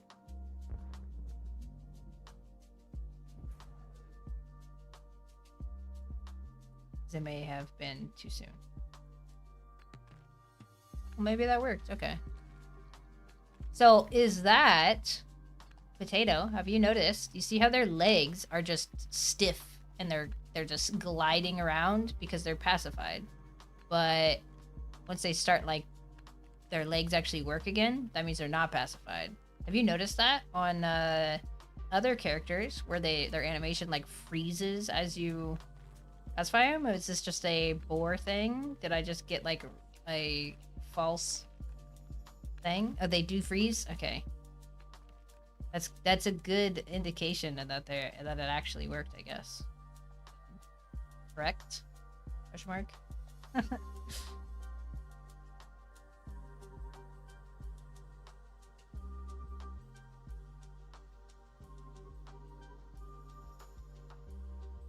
On Zebs, they'll shrug once the pacify wears out? Okay. I thought that happened. I don't know why I just jumped off that like that. They don't slide around? Okay. I couldn't remember what they were doing yesterday. Oh, lovely. I'm not gonna be able to mine all this. Well, maybe I can. Can I jump up here?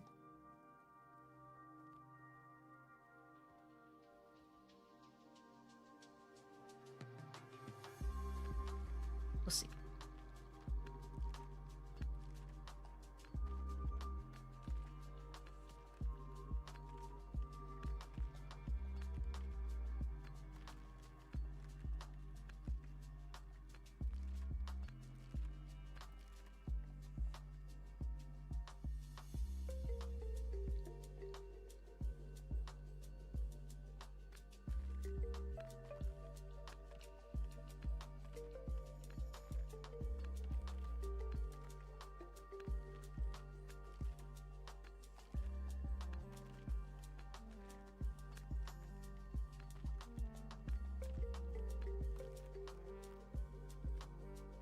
Is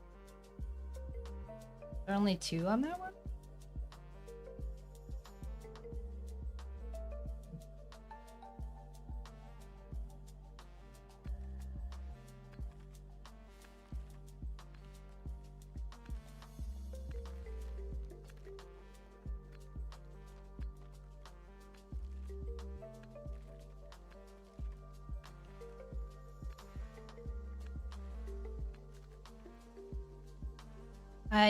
Yeah, I mean, it takes a while to get iron, I feel like. I haven't mined in a while, but it's not like it fills up that quickly.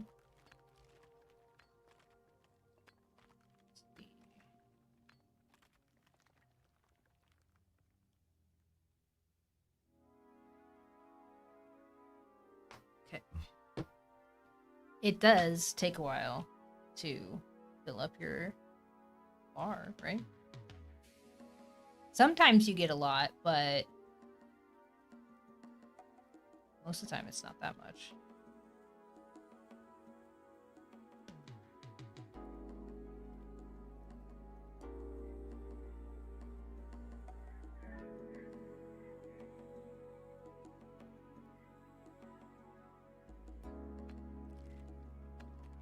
Someone was mining this? It's growing in right here. I've never... Maybe there was only 2 there because someone had just mined over this direction. Yeah, exactly. I can't wait. That was another one of those things where, like, you would make so much money making bags. And for one thing. For 2 is, like, selling Adderstone.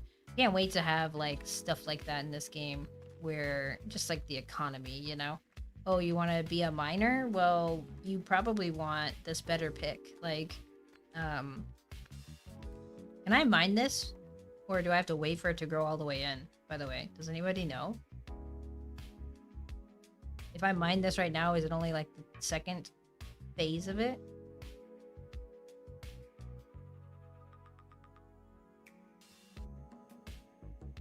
You know what? It's a good test. Let's see. If it breaks twice. So, or my pick can break. I didn't realize it was almost done. I'll do mining. Okay. Nope, it actually broke 3 times, even though it was still tiny. Good to know. I've never actually mined something as it grew back in. It took me a while to realize they actually grow back in like that. They don't just pop into place. They like start small and get bigger.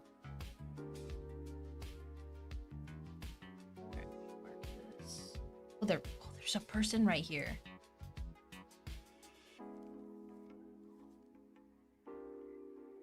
Oops. I don't want to do that. Okay, I'll just leave that.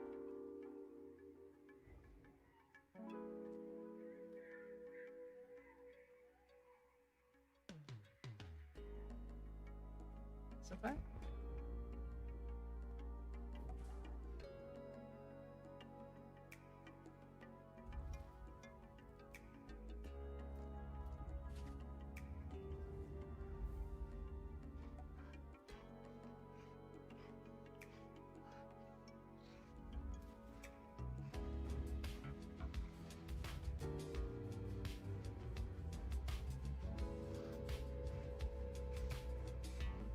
I didn't even notice there was a person here.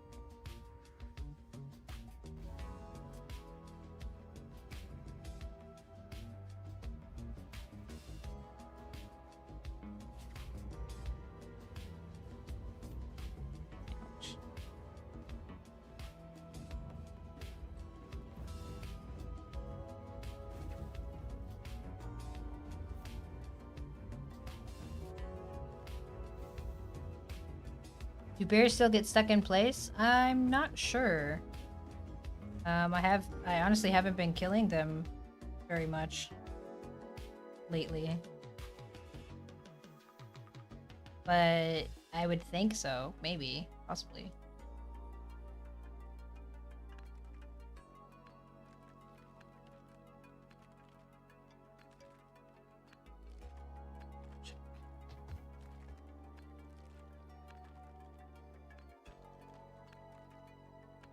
Good morning, Delvy. I don't know if that just didn't come through or if that was a later, like an earlier message and I missed it. But hope your day's going well. I hope the bot didn't go. 6. Morning, XLG. How's your day going, Mark?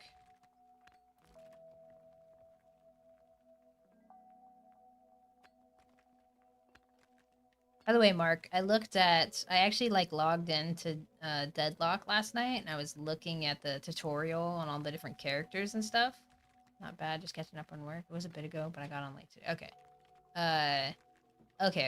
I guess it's actually working. I was worried that it didn't come through. But so I checked out all the different characters, Mark, and like none of them look interesting to me. Like I was looking and it's like some of them have like support skills, but they're like one support skill, or like their support skill is like their ult, and it just didn't look it didn't look fun to me at all. Compared to like Dota. Um so I probably definitely won't be playing that game. But I figured I'd log in and at least check out the characters and stuff. But now I just really want to play. There's not a full support class. Yeah, it's like that literally makes the game. I don't want to play it at all. Like I really don't care if I can't support. Hi Kim. If that's what we're doing, Texas. I should say that's what we're doing, Mike. It's going pretty good. We're almost got an inventory full. Healer. Okay, I'm not gonna. He's standing right there. I'm not going to take his stuff. Hopefully, we'll be able to throw all of this into the furnaces and then be good to go. Is the support that? You know what? You got me there. Pax Dei is different because I could actually level my crafting and stuff. In a faster paced game like that, I just want to support. Like Dota, I played all the support characters. I had so much fun, and I don't want to have to deal with being a DPS or anything. In Pax Dei and New World, New World I was a support, but like you could still get all your gathering and stuff done, and I enjoy the gathering side of games, so with a lot of the character support. Can you? I don't know. It just seemed kind of like too fast paced for me too. I tried playing Overwatch 2 back in the day. And it was also just fast paced, and I don't know, I'm not that big a fan of fast paced games like that. Like PUBG and Tarkov, I guess, are more of a outlier for me. Like I really enjoyed those games, but the like really fast paced FPS and stuff, I'm not a big fan. Hi Fried. Hope you're doing well today.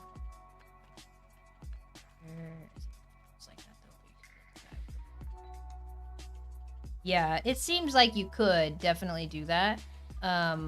It just didn't seem that fun. It didn't look like it'd be that fun to me. I know a lot of people, like a lot of my friends, are playing it right now and they're having a lot of fun with it. So maybe I'll change my mind in the future. But I just like to go around and heal and stuff. So like with Overwatch, I was whatever that Mercy, I think she's a healer, right? And I did have fun on her, but it was just so fast paced, and I'm just not used to that. I like more games like this where I can just take my time and I can go and do dungeons and whatnot, but I could also just gather some shit. He's a mosquito belly. I have used the mosquito. Yeah, I can. I play Tarkov. I've actually played it quite a bit. Not recently, not for quite a little while. A few patches, like right before they introduced that Unheard of edition is when I quit. Or I guess like right around the time they introduced it. And now it seems like everyone who was complaining about that edition has that edition, so the PvE mode seems cool, but I never actually played on PvE. So whatever that, like, I think I'm 2 wipes behind or 1 wipe behind, but I haven't played it. You got 4K hours? Yeah. Honestly, I don't know how many hours I have. Does it tell you on your account? I'll have to look that up later. I don't want to look it up on stream because I'd have to log in, I'm sure. And yes, I have used Mosquito, Mike. we were actually probably gonna test it. I can't actually remember. I don't think we tested it the other night, but it doesn't. It honestly doesn't. It didn't feel good to use. Like it didn't seem that useful. Maybe it was because we didn't have a higher level of it for the proc chance, but as far as like the use of it, it didn't seem like it was doing anything. So I thought it was like a waste of crafting. I think that it's just people enjoy different kinds of games. Like I played a lot of what's that game? So basically we went from like Dota 2 when I first met my husband into Arma 2 with like the DayZ mods and stuff. That was like one of my first FPS that I played, and I really enjoyed that. And then we bought DayZ, the standalone, and then that kind of like flopped. And then from there we moved into PUBG, and we had a lot of fun on PUBG.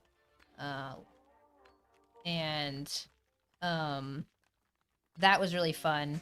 And then we went from PUBG to Tarkov, and I hated it actually back in like 2017 or 2018. And I tried it, but like I said, I cannot get my bearings. And Tarkov was so hard, not knowing the map. I remember we spawned on woods back in 2017, and I immediately, within the first firefight, I accidentally killed my husband. And then I'm like, how do I get out? Where's the extract? I don't get it. And I didn't extract because we couldn't figure out the map and where the fuck I was. And I was like, I don't want to play this. So we stopped playing. My husband played a lot of Factory at that time. When he found Tarkov, it was a super scaredy gamer. Just ran Nightwoods. Oh my god, that's even worse. Like I spawned in on Nightwoods and I can't tell where I am. And then I run the wrong way and I'm at landmines. But like once you start learning the maps, the SBT, yeah, probably. My nephew actually played that and he really enjoyed it. I think I would probably just play the PvE mode if I played it. Because I don't play that game by myself. My career in Tarkov, I should say, I would mostly play scavs during the day, and I was really happy when they did the scav karma update and everything. And that wipe, when they introduced that, my scav karma was like 14 plus. And it was really fun. My scav was coming back every like 3.5 minutes or whatever, and I would just spam my scav all day. And then when people would get on, like my husband and XLG and stuff, well, they had like all those events where you could extract with people, and I would just sit there and it didn't matter if I died. And I farmed like all the different car extracts and stuff, so it was really easy to get to 14 at that time because they had like the event where you could get like double karma and stuff. It was harder after that first wipe because they wouldn't have those extra events where it was like the double karma. 6, I always get 6. Like that is the bare minimum of what you want, 100%. But in that game I really enjoyed, again, I like crafting, so I would max my hideout and everything. I only had one wipe where I almost had all the graphics cards, and that was really fun when Bitcoin actually was really expensive. Then you shot Santa. Yeah, I didn't play with those events and stuff, so I don't know. I have a feeling you probably lose rep if you shoot him, but I had a SBT server running for a while with friends and it was really fun. Yeah, Potomac, that's true, Atomic. Nobody knows where you are in woods. It just, I don't know, I already can't tell where I am most of the time. Like, I do know most of the maps. I don't know streets very well, but I was learning it the last time I was playing. Because I have a lot of friends who that's their main map, so I would just run with them. But Tarkov's a game that I really enjoyed, but I cannot play it by myself. I'm a big chicken, and I don't like the anxiety I get when I play it by myself. My husband thrives playing that game by himself because anyone he hears, he shoots and kills. You know, like either you die or you kill him. And I just don't like that. I like playing with a duo. Yes, okay. Atomic. I hate that. I didn't get to upgrade my... It's because he runs factory. Well, he did run factory, but he runs any of the maps, but he prefers to play by himself because once you start playing with more people, there's that second of, is this you? Like, and you pause for a second. If you're by yourself, you know that it's not your teammate. And, so it's like, you 100% know if you hear someone, you can kill them when you're by yourself. There's no hesitation. And he likes that. I hate playing by myself because I like having someone to bounce stuff off of. XLG and I played a lot because he would be able to play while he was working and stuff. And we played that game so much together. And that was the fun I had while my husband was at work. And then when he'd get home, we would do 3-mans instead of just... I guess I'm full, so I could probably... 20... Yeah. Unless there's another pure... Oh, there is. Pure... This way. Unless I already got that one. Me and my brother played briefly together. He killed me once. I killed him once. We almost fought in real life. And that was... That's so funny. I hate not playing with somebody. Like, I need to have that person to bounce stuff off of. A duo or a trio.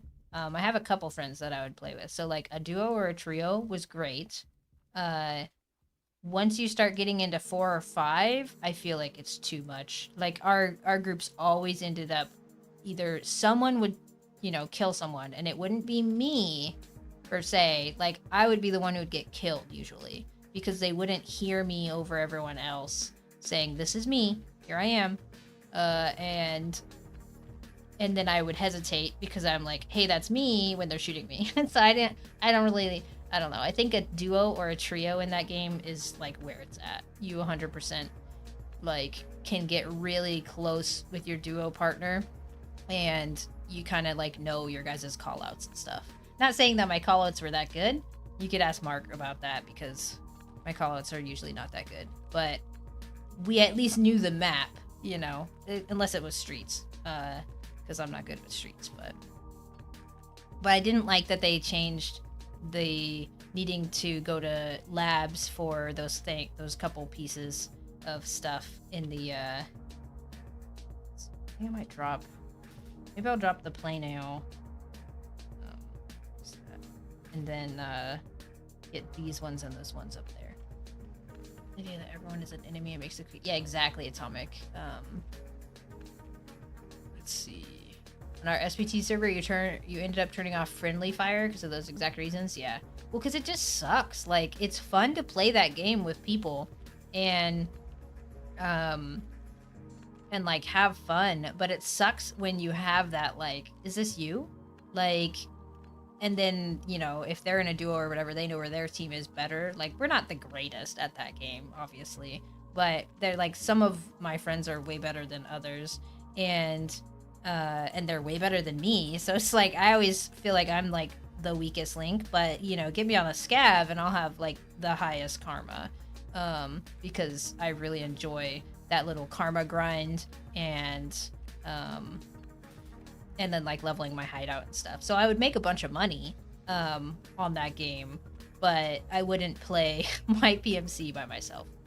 Skill ceiling is crazy high. Yeah, because then you're like, you think you're doing okay, and then you go watch like Pestily or something, and you're like, huh, Pestily, Landmark, all those guys, and you're like, okay, well, I am a child at this game, apparently, and the big boys are playing on this other server, so I will avoid that server. Yeah, exactly. Yeah, true. Most people are like average at games, like we are, like 100%. I have no grand delusions thinking I'm like some great video game player, but the streamers are like on another level. It's really fun to watch them. I feel like if I did stream that kind of game, it probably wouldn't be fun to watch me. Like I'm just not that good at any like firefight. I'm always excited when I actually get out of it, I should say. Not an FPS main, I prefer grinding. Yeah, and I do really like this game and like the MMOs and stuff, but I do have fun on those other games. Like last Friday we got to play a little bit of a playtest of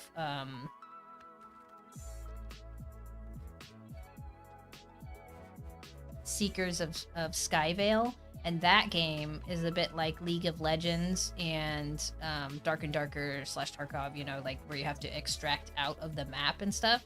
And it was really fun. So I might play that on stream when it comes out in like a beta or whatever. Or let's see. One thing that helped me, we'd run offline factory with scabs to get high, not horde mode, and just see how long I could go. Help a lot with the panic. Yeah. That's definitely a very useful thing to do, is like the bot modes and stuff. Oh, I should grab this. Grab this iron. I think we're good to teleport home. But I really don't like that. Like it's hard to explain because I do like how that game makes me feel. Like you really get that adrenaline going, but I don't like it at the same time. Like it'll make me feel sick.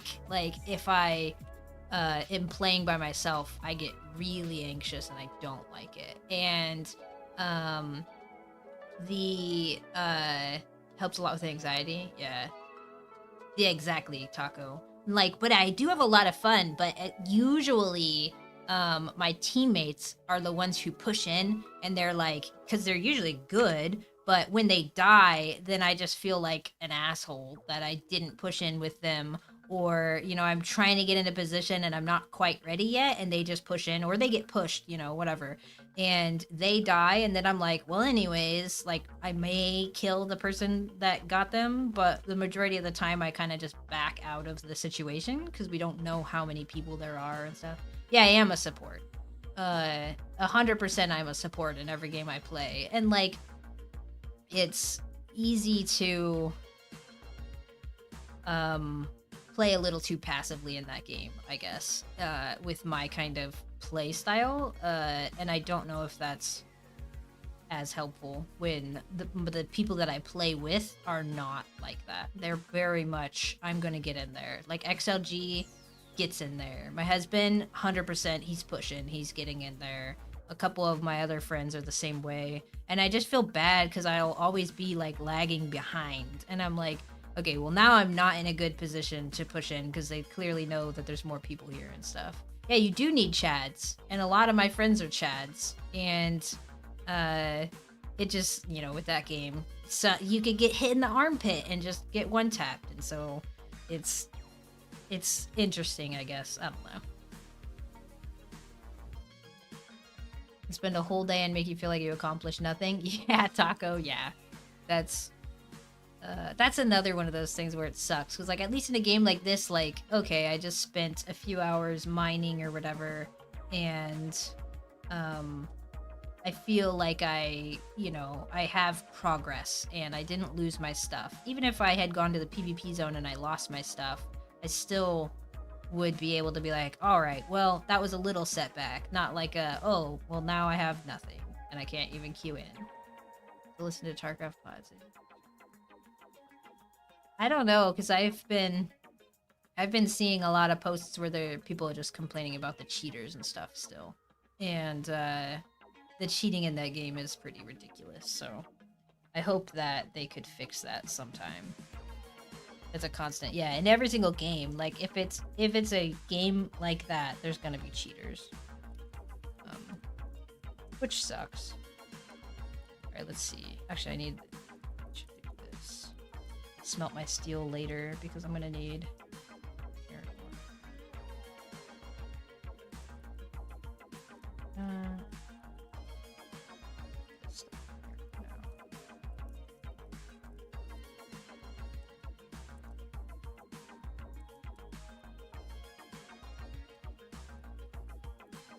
And it's hard, and it sucks, because if... Oh, shit. I can't believe I didn't realize I had stuff smelting in this. I have ran past this a bunch of times, and I'm like, I don't have any raw iron. It's so funny. Okay. We gotta look better, apparently.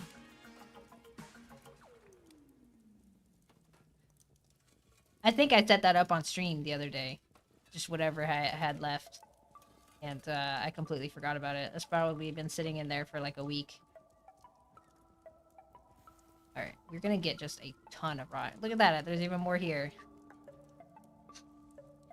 Whatever. I can't believe that was in there. Where did that come from, guys? God. That had to have been what we put in there on stream the other, like, last week. Alright, let's see. Do we have enough for a little bit of this? Farming ores for 3 days. I have 3 chests of random ores. So behind. Yeah. Gotta do a lot of charcoal. I'm not gonna have any charcoal. Okay. Oh, farming inquisitors? Yeah. Yeah, that's because it's like there's always something else to do. Like, D50. Yeah, I don't have enough charcoal. Okay. I'll have to, I probably should chop some more trees. Here. Okay, so this is steel.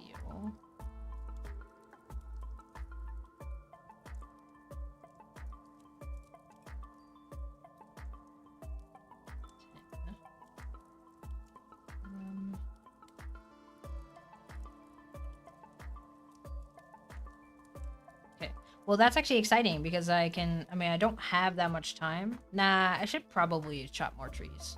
I'm gonna run out of that. I want to put some more steel in. So we'll chop trees and then I'll work on pushing. I think it'll be, they're both boring tasks. You either get to see me chopping trees for the last, like, 40 minutes.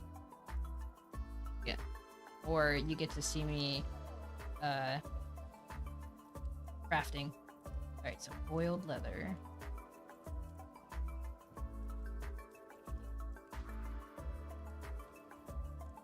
Should be sitting pretty good though. We need ore to up your... Yeah. Yeah.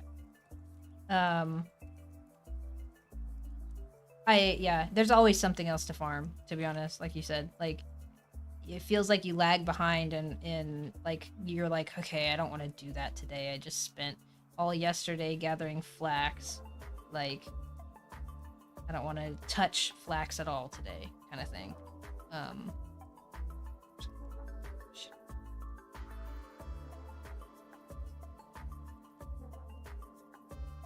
Now...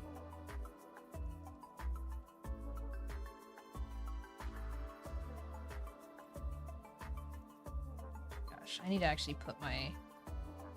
Is it this harvest gold? Yeah. Where's my axe?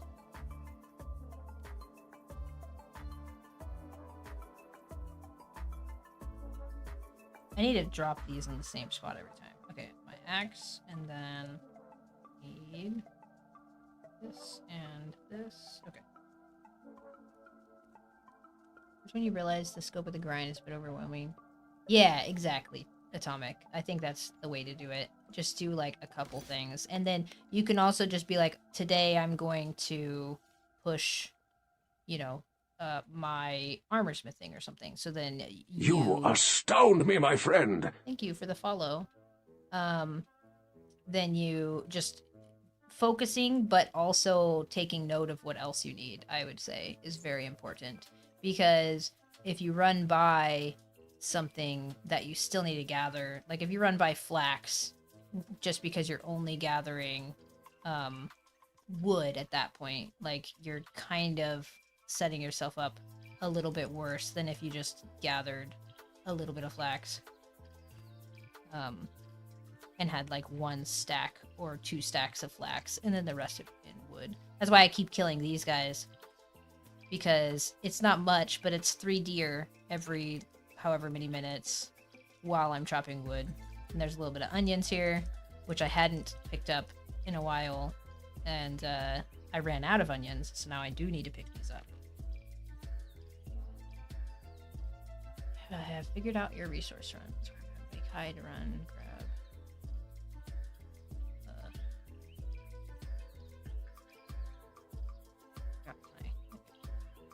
Make a hide run, grab red currants along the way, and kill every rabbit. Nice. Yeah, yeah. Yellow onions.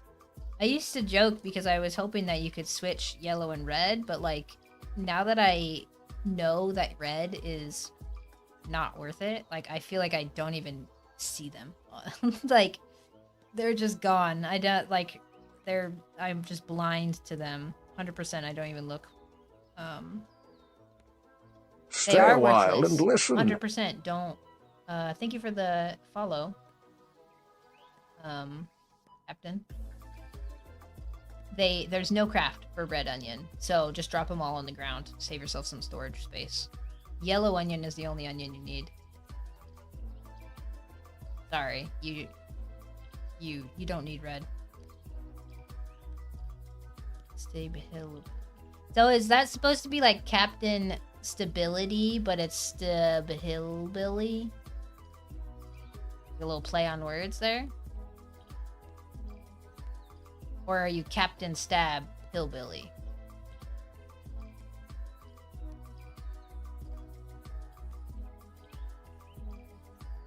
Either way, I like your name. Yep. I asked like 3 questions. Your response is just yep. 2. Captain Stab Hillbilly? Is that what it is? Wait a tick. Captain Stab. Nice. Okay. Do you know him, Atomic? Are you in your clan? The small world, you know. Pax Day. There's not very many people to watch. Botanica and... No? Okay. I mean, there's probably more than one Captain Stab.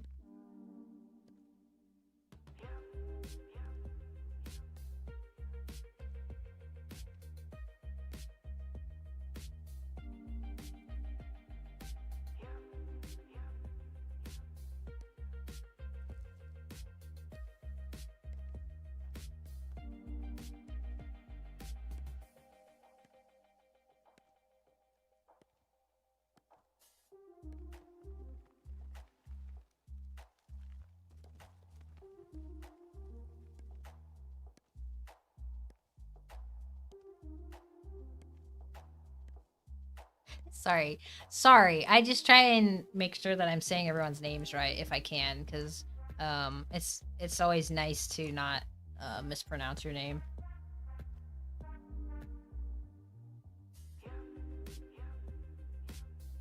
Although I mispronounce people's names all the time too, and then I feel like an asshole. So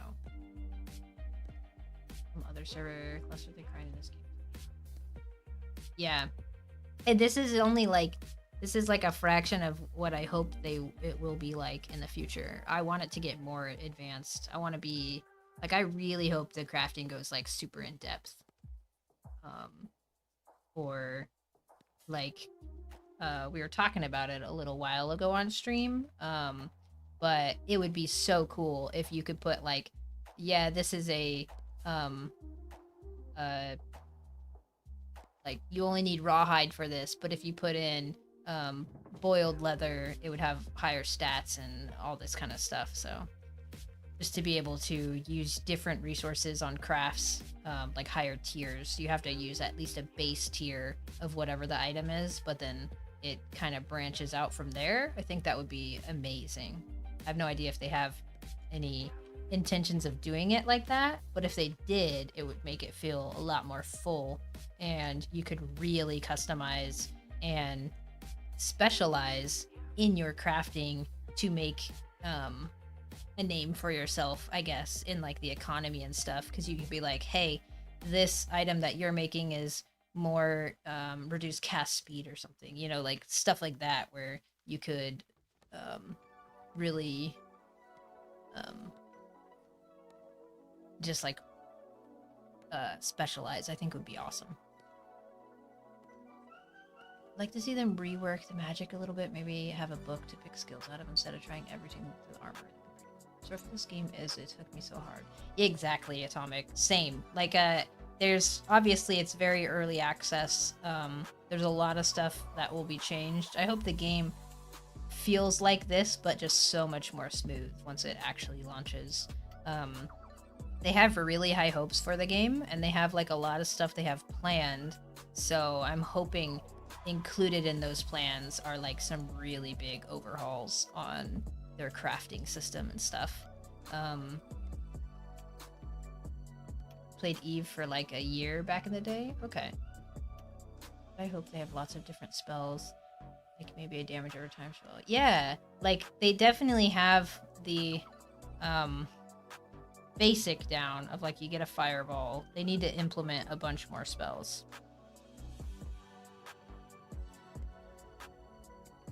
Yeah, I hope that they aren't trying to, like, in all these games, I really hope they don't focus too much on reinventing the wheel, and they just take stuff from other games that people have enjoyed, obviously, for decades or years or whatever, and spin it however they want in their own way, but don't go too far from this works. Like, you don't need to make a square peg fit in a round hole. You need to just use those as a stepping stone into making your game fully fleshed out better. Monetization kind of scares me. Hopefully they figure it out. Yeah. I'm hoping that you could just get the game and then pay for plots, and there's nothing like crazy about it for additional plots. But I have no idea. Hopefully it won't be that crazy of a subscription. I'm not a big fan of how all these games are going back to subscription models. Yeah, it works for WoW, but most games you just buy and you can play it. Like, I don't like that they are going back to a subscription each month.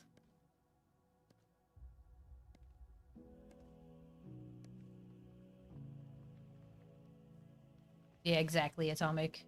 Because I do spend, like in New World, I spent money on the cosmetics, but I would have spent a lot more if they had a lot cooler cosmetics. They did a really good job at like making the ugliest cosmetics, except for a couple.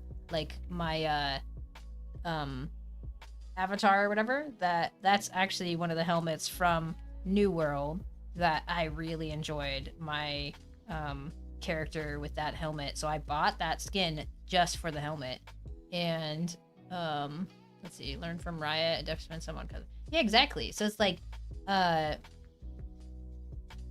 yeah, I have had a lot of fun on New World, and I would have spent a hell of a lot more money in that game, begrudgingly, Stay a while if they had and more listen. cool cosmetics. Like, you could do cool cosmetics that are just skins, and they don't affect anything, like pay to win or anything, but they just look awesome. Like, imagine if a lot of these skins, they don't have to be all paid, obviously, but like some skins that you can get that look really cool are just like a skin over that you just bought, you know, whatever. It looks like a golden chainmail instead of a silver or something, you know, like or black chainmail, and it's a coal burnt or obsidian sword skin over your great sword or something.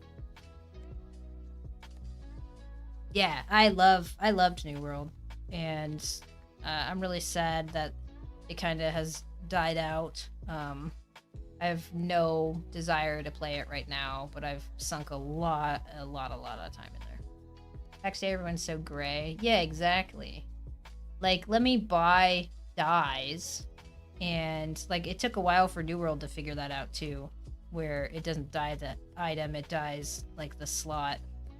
And let me like I don't even care. Like, I think it should be, I think it should be like you level your tailoring, and then you continue leveling it, and it like gives you more options to where you can dye clothes and stuff. So like, yes, you have to put an investment in, but that gives another thing for the economy of you can, like, hey, I'm selling my services. I can dye stuff purple. I can dye stuff green, whatever color you want. You know, like, why did only 2 spawn in? The third will spawn in. These let us make our capes a color. Yeah. And good dyeing system for their armor and equipment. I don't think I have ever seen their system, to be honest. But, like, we don't need something new. We just need the stuff that we enjoyed from other games. And I feel like there's a lot of games out there that are trying to be that new thing. And they're like, just stick to the basics and give us the stuff that we have already enjoyed. And, you know, spin it again. I'll pay for it. Like, I don't know. Is it? It's really intricate? Okay. A little overwhelming. I'm not sure. So, like, in the grand scheme, if they want it to be like a social MMO, it's gotta be more than just buying a skin. Like, it should be just a complete overhaul of all the crafting and stuff. And, like, you get higher level crafting, you can do more stuff. And you could specialize and, you know, hey, maybe my specialization is I like to do cooldown reduction on my stuff. So it may not look as pretty, but you actually get benefits that way or something. You know, like, there's a lot of stuff they could do to make it more customizable without, like, going too far, I guess. Of clothing and armor dye system. Yeah, eventually, but how long until that happens? Like, obviously it's early access, so we can't really complain, but, like, it would be nice to be able to test out all this stuff sooner rather than later.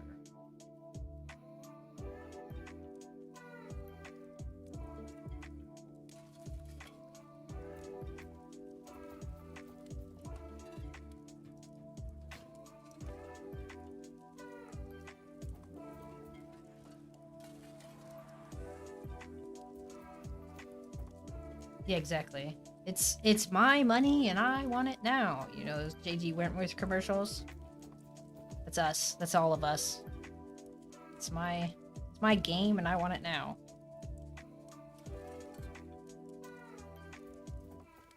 Oh, so close. I'm filling all those. Okay. 200.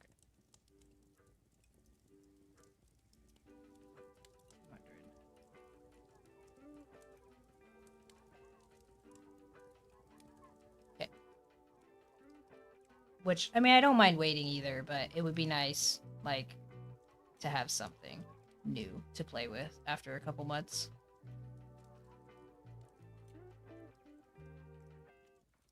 I got so much stuff to do right now anyways. I don't need anything new, but it would be nice. You know? I wouldn't complain.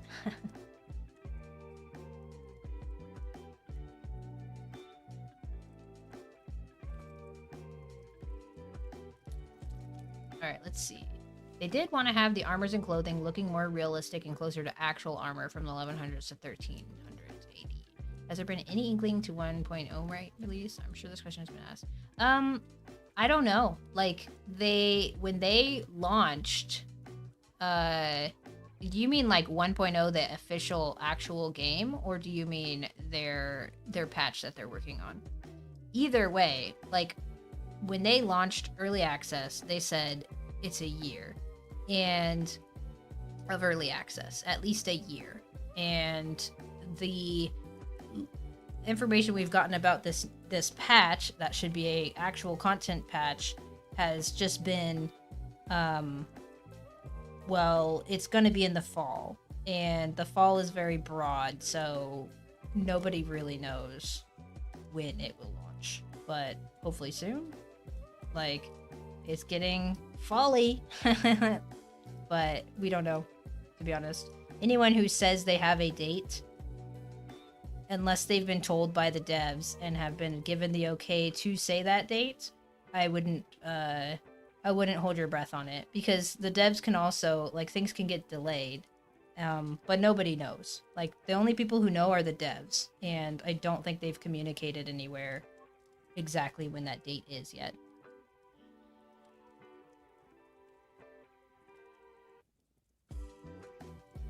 Yeah, and which is good. You should have zero expectations. Altari is a friend, family, and he keeps hinting this month. Does he have like a line with the devs and stuff? Like, I just get the information that you guys get, so I don't know. Like, I'm not part of the content creator program or anything for them. I don't get any secret news that you guys don't already have, so I don't know. Like, maybe they are hinting to the content creators that it is going to be at a specific time, but I wouldn't know. If it is this month, I would hope it's this month, but then that's awesome. If it's not, then I guess people will like. I hope it's this month, and just in that next month, a lot of stuff is happening in other games. Like, October is a very big month for like TNL is coming out in October, I think, and Throne and Liberty. Ashes of Creation is coming out in October, and well, sorry, it's not coming out. Their Alpha 2 is coming out. He doesn't claim he has inside knowledge. He just says he's been playing for longer than most of us since he was in the Friends Family Access. Okay. Yeah, I don't know, honestly. I have no idea. Maybe they're like hinting to people, but nobody has hinted anything to me, so I don't want to say one way or the other. I would just say wait for an announcement. They got to be announcing sometime. So, one of the former Friends and Family. That's cool. I would think that it's soon. They have to, as a company, they kind of want to, make sure they're doing stuff in a time that's not going to affect them poorly, as in like other games are going to take the lead on stuff. So you would think that they are having that in mind when they are discussing dates. And then also stuff can get delayed. So you really have no clue until they officially say, hey, we're announcing this patch and it is going to be at this time. And the next update, not the release.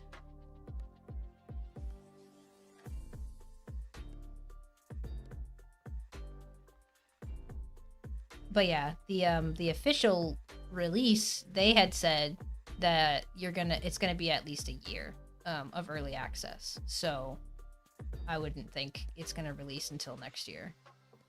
Gives them plenty of time to do stuff.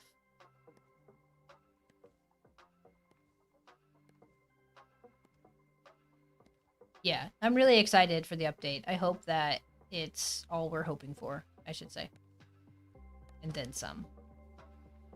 Because they've hinted at some of the stuff that they are putting in, and it does sound like it will be a good one. So hopefully they're able to implement all the stuff they are ready to push, and it goes smoothly. I really just want everything to go smoothly and get launched on a timely manner.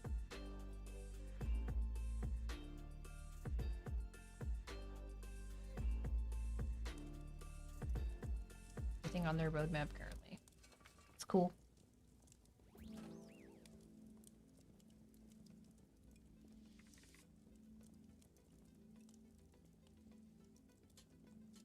Yeah, I really like fall. Hopefully be good. All right, let's see. We have 30 minutes. My charcoal kilns are full. I guess we can work on this stuff. It's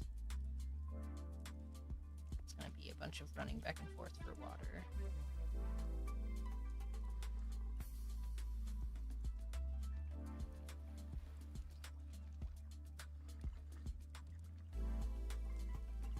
I would hope that since it's taken so long, like, for them to get a actual content patch out, that they are like, crossing their T's and dotting their I's. They're gonna make it go as smoothly as possible, hopefully.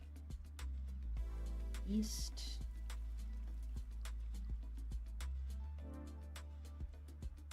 .13 minutes. And it really hasn't been that long, to be honest, as far as like dates and stuff go. But we're impatient as gamers, so it feels a really long time because we really want it. But in the grand scheme, it's not that long, to be honest. Okay. Yeah, I should give that to Dane because I'm not using it. It's not something that I made.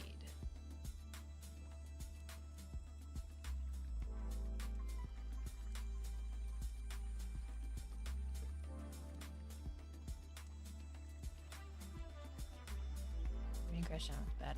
Yeah.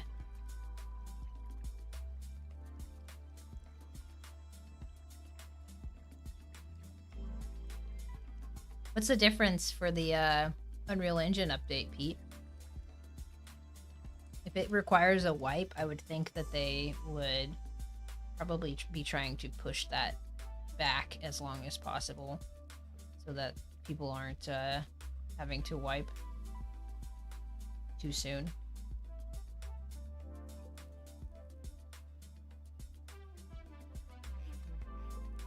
Oh my god, I'm gonna make so much beer right now.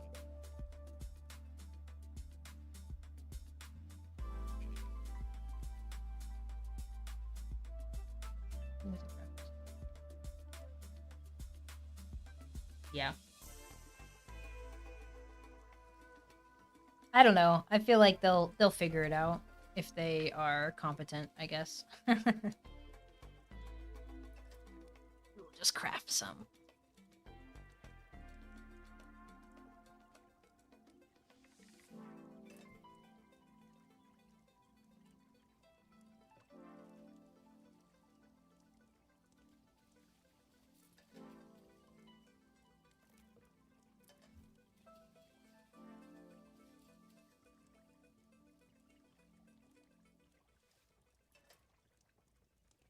Hi, Thomas, by the way. I don't know if that actually went through. I don't know if you're still here. Oh, if what's this? How long is the delay on that? It must have just popped. See it.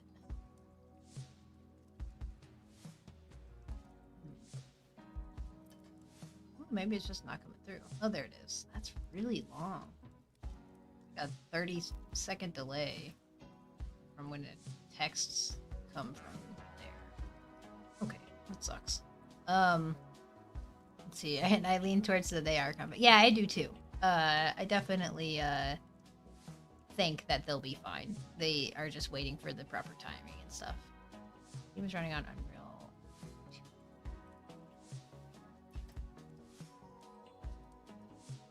Okay. Do you have to go from 5.2 to 5.3 to 5.4? Or would they be able to just go from 5.2 to 5.4? You know, is that a thing? Oh, hey, Adane. Do you want a steel pickaxe? Because that was like something that, you in chat, by the way? I should probably ask. Let's see if he grabs it. Someone gave me this, and I don't use it. Hi, weird. I don't see you in game. Oh, I had to move. I was standing still. Where are you? I'm gonna come over here. I have something for you over here.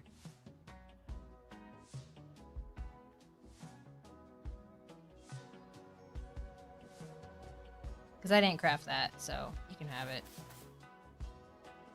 I actually also have a lot of conditioned beer with weak undertones that I'll give you later because I don't need it.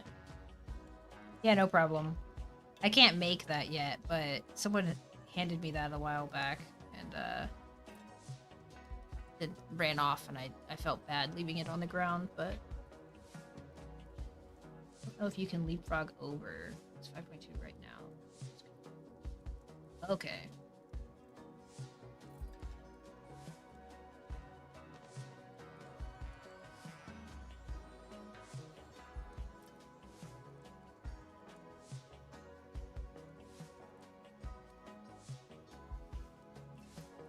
I don't know how those updates work, to be honest, but I'm sure they will. Whatever they're doing, they're gonna work those updates into their plans for their actual updates and stuff in their game, and whether or not it needs a waifu or not. But changing versions does seem like it would come with its own risks and stuff too. So, like, what if you upgrade the version and then something else happens?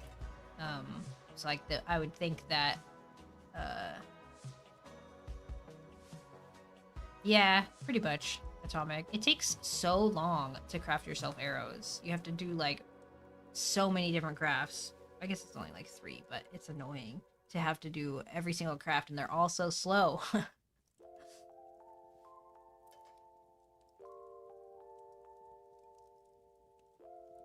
It's just the crafting is just, I wish you could speed up this. And it says, like, I don't know.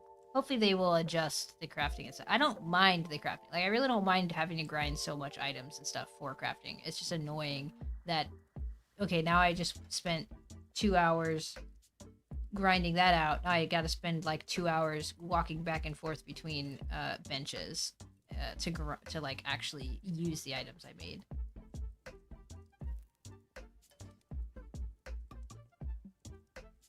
Yeah, exactly, Pete. Yes, you're farming Inquisitors. Yeah, I used so many arrows. Once you get Fireball Mez, you'll use way less arrows to do the monotonous stuff. It would be nice if you could say, hey, like, these are... I don't know how they would do that with, like, clans, though. If you're solo, everything in your plot is yours, whatever. And then you had, like, NPCs. Are you talking about, like, what was that game called? Gosh, what was that game? It was, like, it just released Soul Mask? Is it Soul Mask? Power World? Either way. Like, I think Power World had the same thing. Where they had, like, the little NPCs that would do the tasks for you. Just got that an hour ago. Oh, nice. Okay.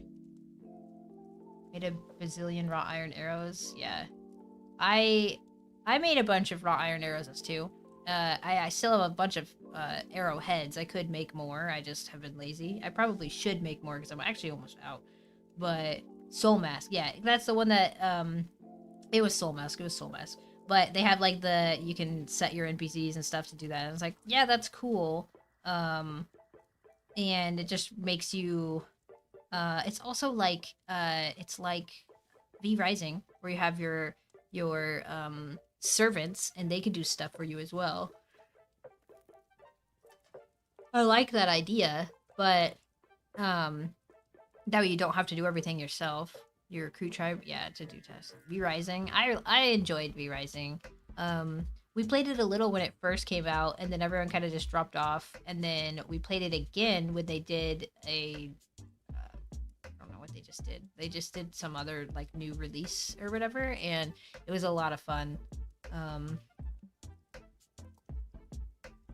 Yeah, Power World was just Pokemon guns. That's what it looked like. I didn't actually play Power World. Just clan pool your NPC servants, yeah. And I feel like Black Desert has workers too. Okay, yeah. So I guess a lot of games have that. Like, fun for a week. Okay.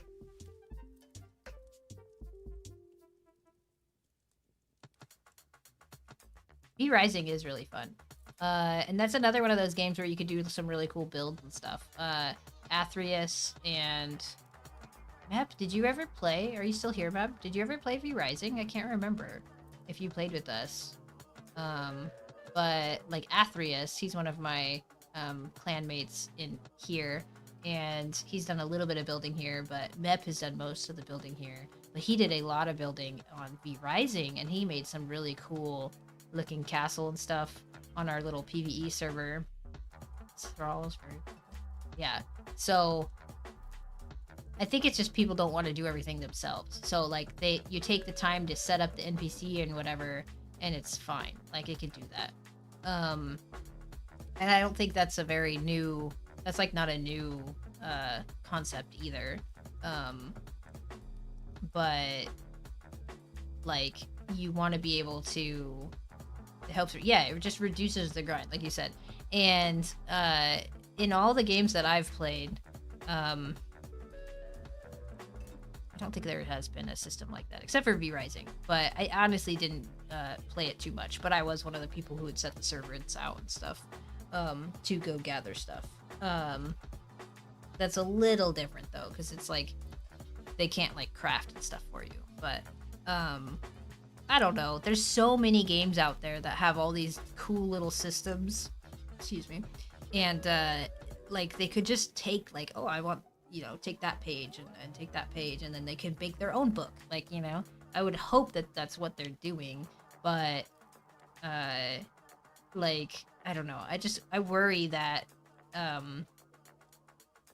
people worry too much. Like the companies now, they worry too much about getting like having that little hook that sets them aside, like apart from other games. And I don't know if like, some games focus too much on that, but just like be your own game and give us the stuff that we like in other games is all I want, to be honest.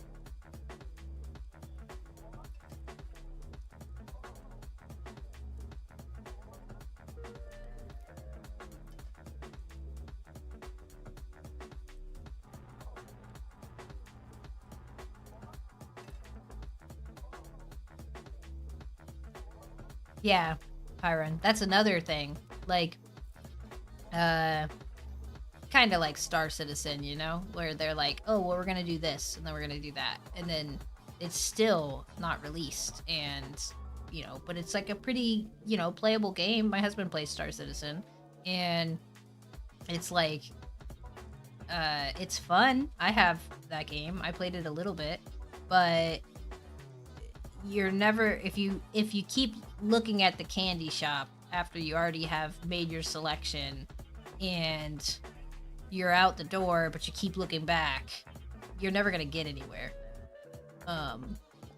And then that's even worse, like, because everyone's all excited for this but you keep wanting to put more stuff in, and you need to stick to the original plan if you should get out. Yeah.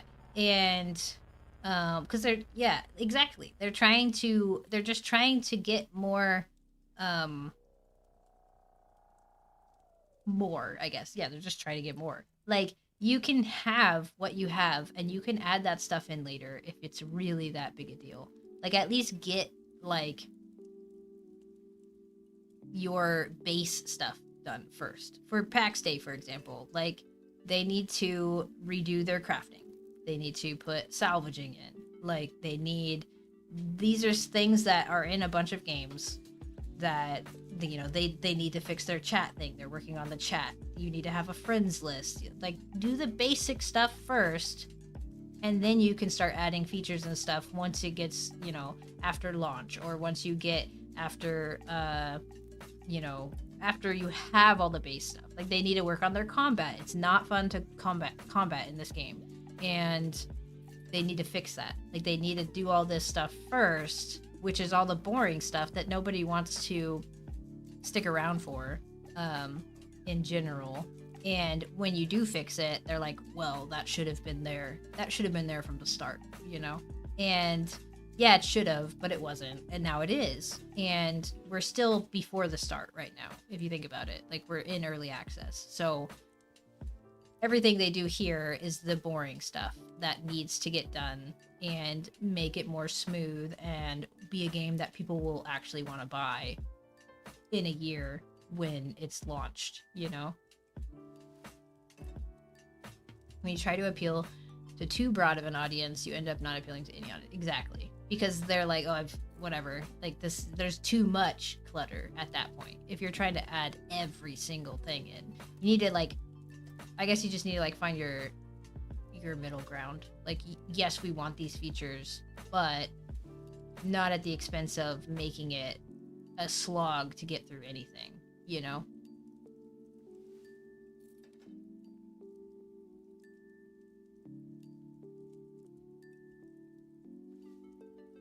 But I don't think they're doing that in Pax Day.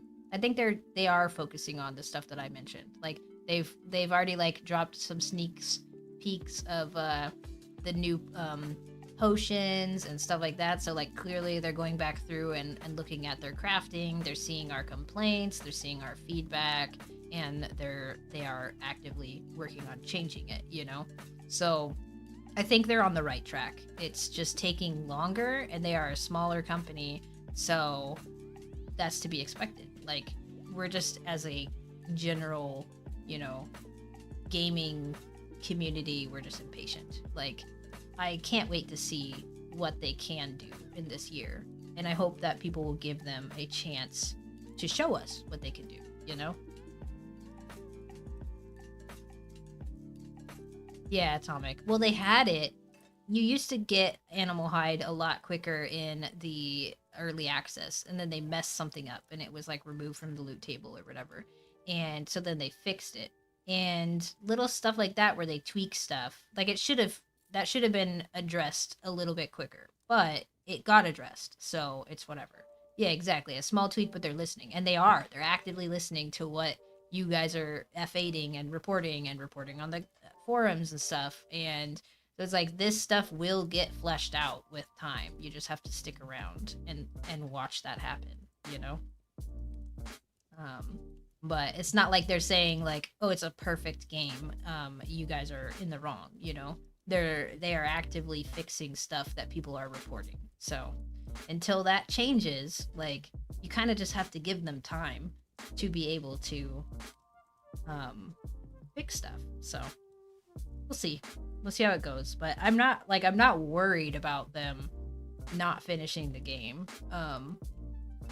And it just, like, there will be lulls even after this patch. People are going to if it's like a larger patch where there's something new to do or something, people will log in, they will have fun for about a week or two, and then the population will drop right back off, because that's just how people play games now. They devour the content as quickly as they can, and then they complain that there's not more content, and then they just stop playing for a bit until there's new content. And then when that content drops, they devour the content as soon as they can, as quickly as they can, be efficient, whatever, grind everything up, and then they quit again. And that's a really hard model to follow as a developer, to keep your, yeah, exactly, the MMO cycle, like, to keep your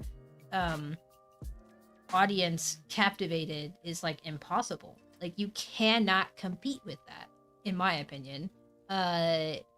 You can't keep your audience 100% of the time.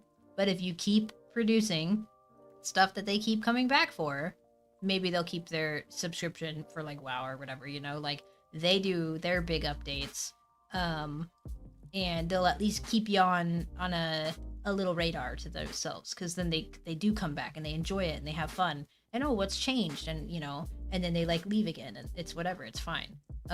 So as long as you have like a couple games you can rotate through, they're usually not on the same cycles. So there's something fun to do in this game, and then a month or so later there's something fun to do in this game, and then you go back to the first game 3 months later or whatever, you know? Like, I don't know, we really have, yeah, short attention spans. You have content creators showing off the next big thing to an audience that has a really short attention span, and they make it look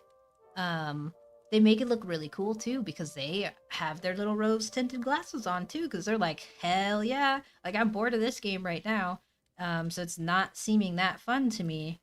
But look at this game. It's that meme where like the man and the woman are walking, and the man's like looking behind at the other woman, and it's the new game, you know? Like, and then they play that game, and then they bitch about that game, and they leave that game, and then they go to the next game. Like, there's no longevity, but then they come back because, oh, but I really want it. Like, that's like New World, you know? You come back because the combat is so fun in New World, and you're like, this is so good, I can't find this in another game. By the way, if anyone has another game that feels like New World's combat, I might try it out. So, you switch between TFT, Atomic. I think You might like Seekers of Skyvale. It is not really like TFT, so that's kind of not a good example, but it's from the maker, like one of the people in that game, the devs or whatever, he's from League of Legends, so it looks very League of Legends. And I would have some gameplay footage, but when I was playing the other night, we were all drinking, or I should say I was drinking, and I didn't realize that my recording was not proper 1080p. I was like half off the screen, and I didn't even realize on my OBS. So I kind of messed up all my footage. But Skyvale, no, well actually maybe. So it's Seekers of Skyvale, Veil, Viel. How do you spell Veil? Veil, not ALE. But it's good. It's really fun. It's like a little extraction. It's 3v3v3. So you're in a group of 3. It's easy to find. Yes, there you go. And it was so fun. I was not expecting to like it as much as I did. But it's like League of Legends. So whatever that angle is, MOBA looking angle. You level up your character each round. You level up your skills. Different floating levels? No, it's not. Okay. Don't laugh. One second. I'll be right back. I will find some footage of it, and then I will come back. So 1 second.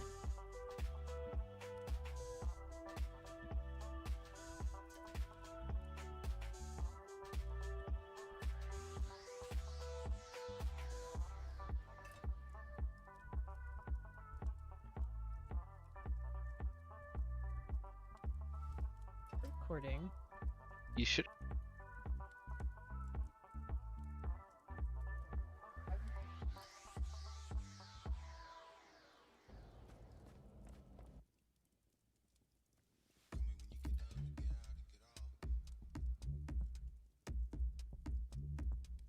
Okay. We had fun with this. Just the resolution on here is messed up. I'm sorry. I didn't realize it was like half off the screen. Let me mute our audio because this was me and 2 other people playing. And so basically you spawn in, you choose your character, you choose your loadout, and then you spawn in. And so this was my character, which is a healer. And we are killing things. So it's like top down, looks like the game. You kill a mob, you get loot that you can look up, you can grab it. Of course, my inventory is off the screen because I messed it up. But very League. That's why I said it's like, oh, you like League? You probably would like how this looks. But basically, you go around and you kill mobs, you get items, you level up, and you can kill people. So it's 3v3v3v3. So you'll all spawn in on your map. I'm trying to see if I actually look at the map anywhere. Sorry, this is not a very good overview of it. But this is a teleport. We are leaving right here. And there's a couple that are like reusable teleports, and there's some that are teleports that are a one-time use. So that was a person right there. That was another person who used the teleport, and we were like killing them as we all teleported out. And then once you get out, you sell your stuff, you put stuff into your stash, and you get ready to go back in. And then you queue back up, and it was really fun, and it was like fast-paced. I'm trying to see if we could show some PvP. It was really fun. I was not expecting to have as much fun. We only got to play it for 5 hours, but we had a lot of fun. And I like tried to get as many of my friends to play it as possible that we had keys for, and they all had fun too. So this is like the combat we're killing. This is an elite we're killing right here, and then it'll drop better gear and stuff. It was definitely really fun. I'm trying to see if I could find people, because I know we killed people. We went into the higher level one and we ran into like really good people, and they killed us. So I don't really want to show that, but I know we had some really good PvP. But you basically, it's just an extraction. They have like a battle pass. Again, display's all bad, but like a little questing thing, and it gets you extra stuff. No, we killed people.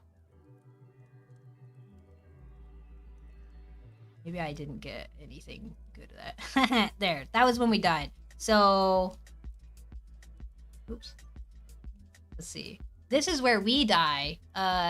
It's like, yeah, it's the best of, well, there's probably still toxicity in this game, but I'll just let this play. Sorry there's no sound, but this is where we get just rolled. This is called the Seekers of Skyveil, and V-I-E-L? V-E-I-L? I can't remember. Seekers of Skyveil.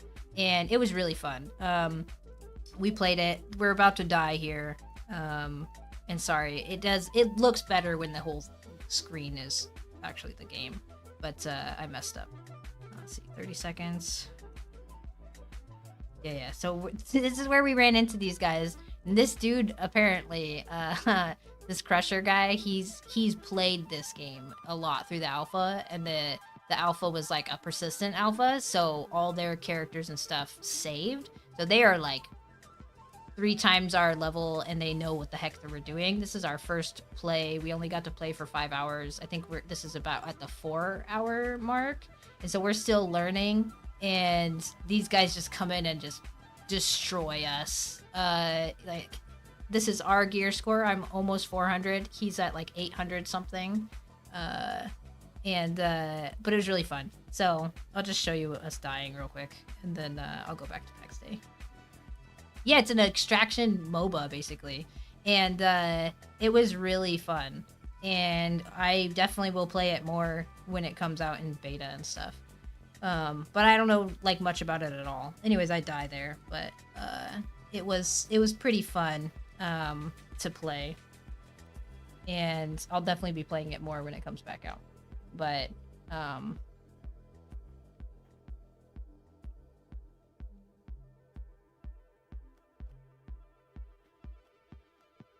it was so fun. And I had never played, I don't really play League of Legends. I played Dota, so similar, but like the art style is very League of Legends, which is fine. I don't mind that. I thought it was really fun. I wasn't expecting to like it as much as I did. I definitely really enjoyed it. So I probably will stream that when it comes out and stuff. But mostly I'll just be streaming Pax Dei and Ashes of Creation. But I'll probably throw in some games like Tarkov and Seekers and stuff. Yeah, so you probably would like that game, to be honest. You should look it up. I don't know how to get a key or anything for it, but it definitely was really fun. So anyways, this is our short stream day, so I gotta find someone to raid into. So let's see. Twitch.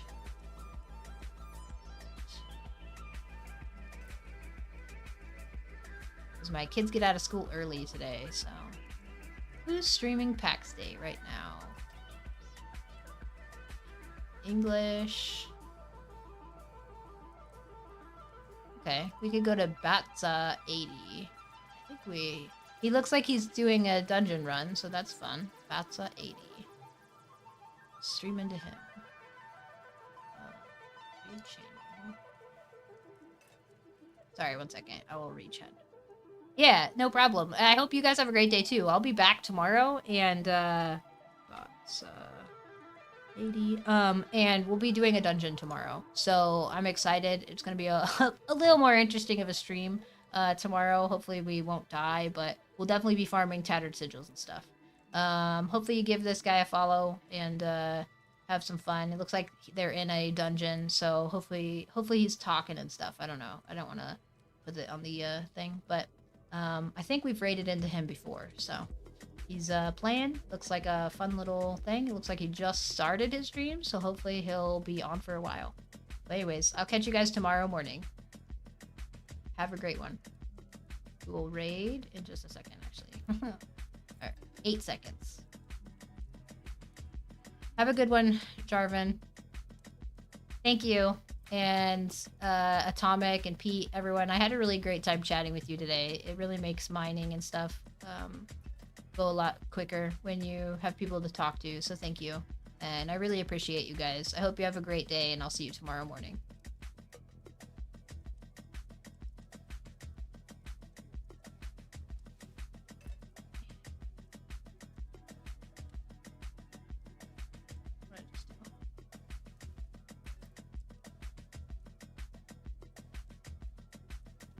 Oh, I put it over there. Of course I did. Because why would I not? Alright. See you guys tomorrow.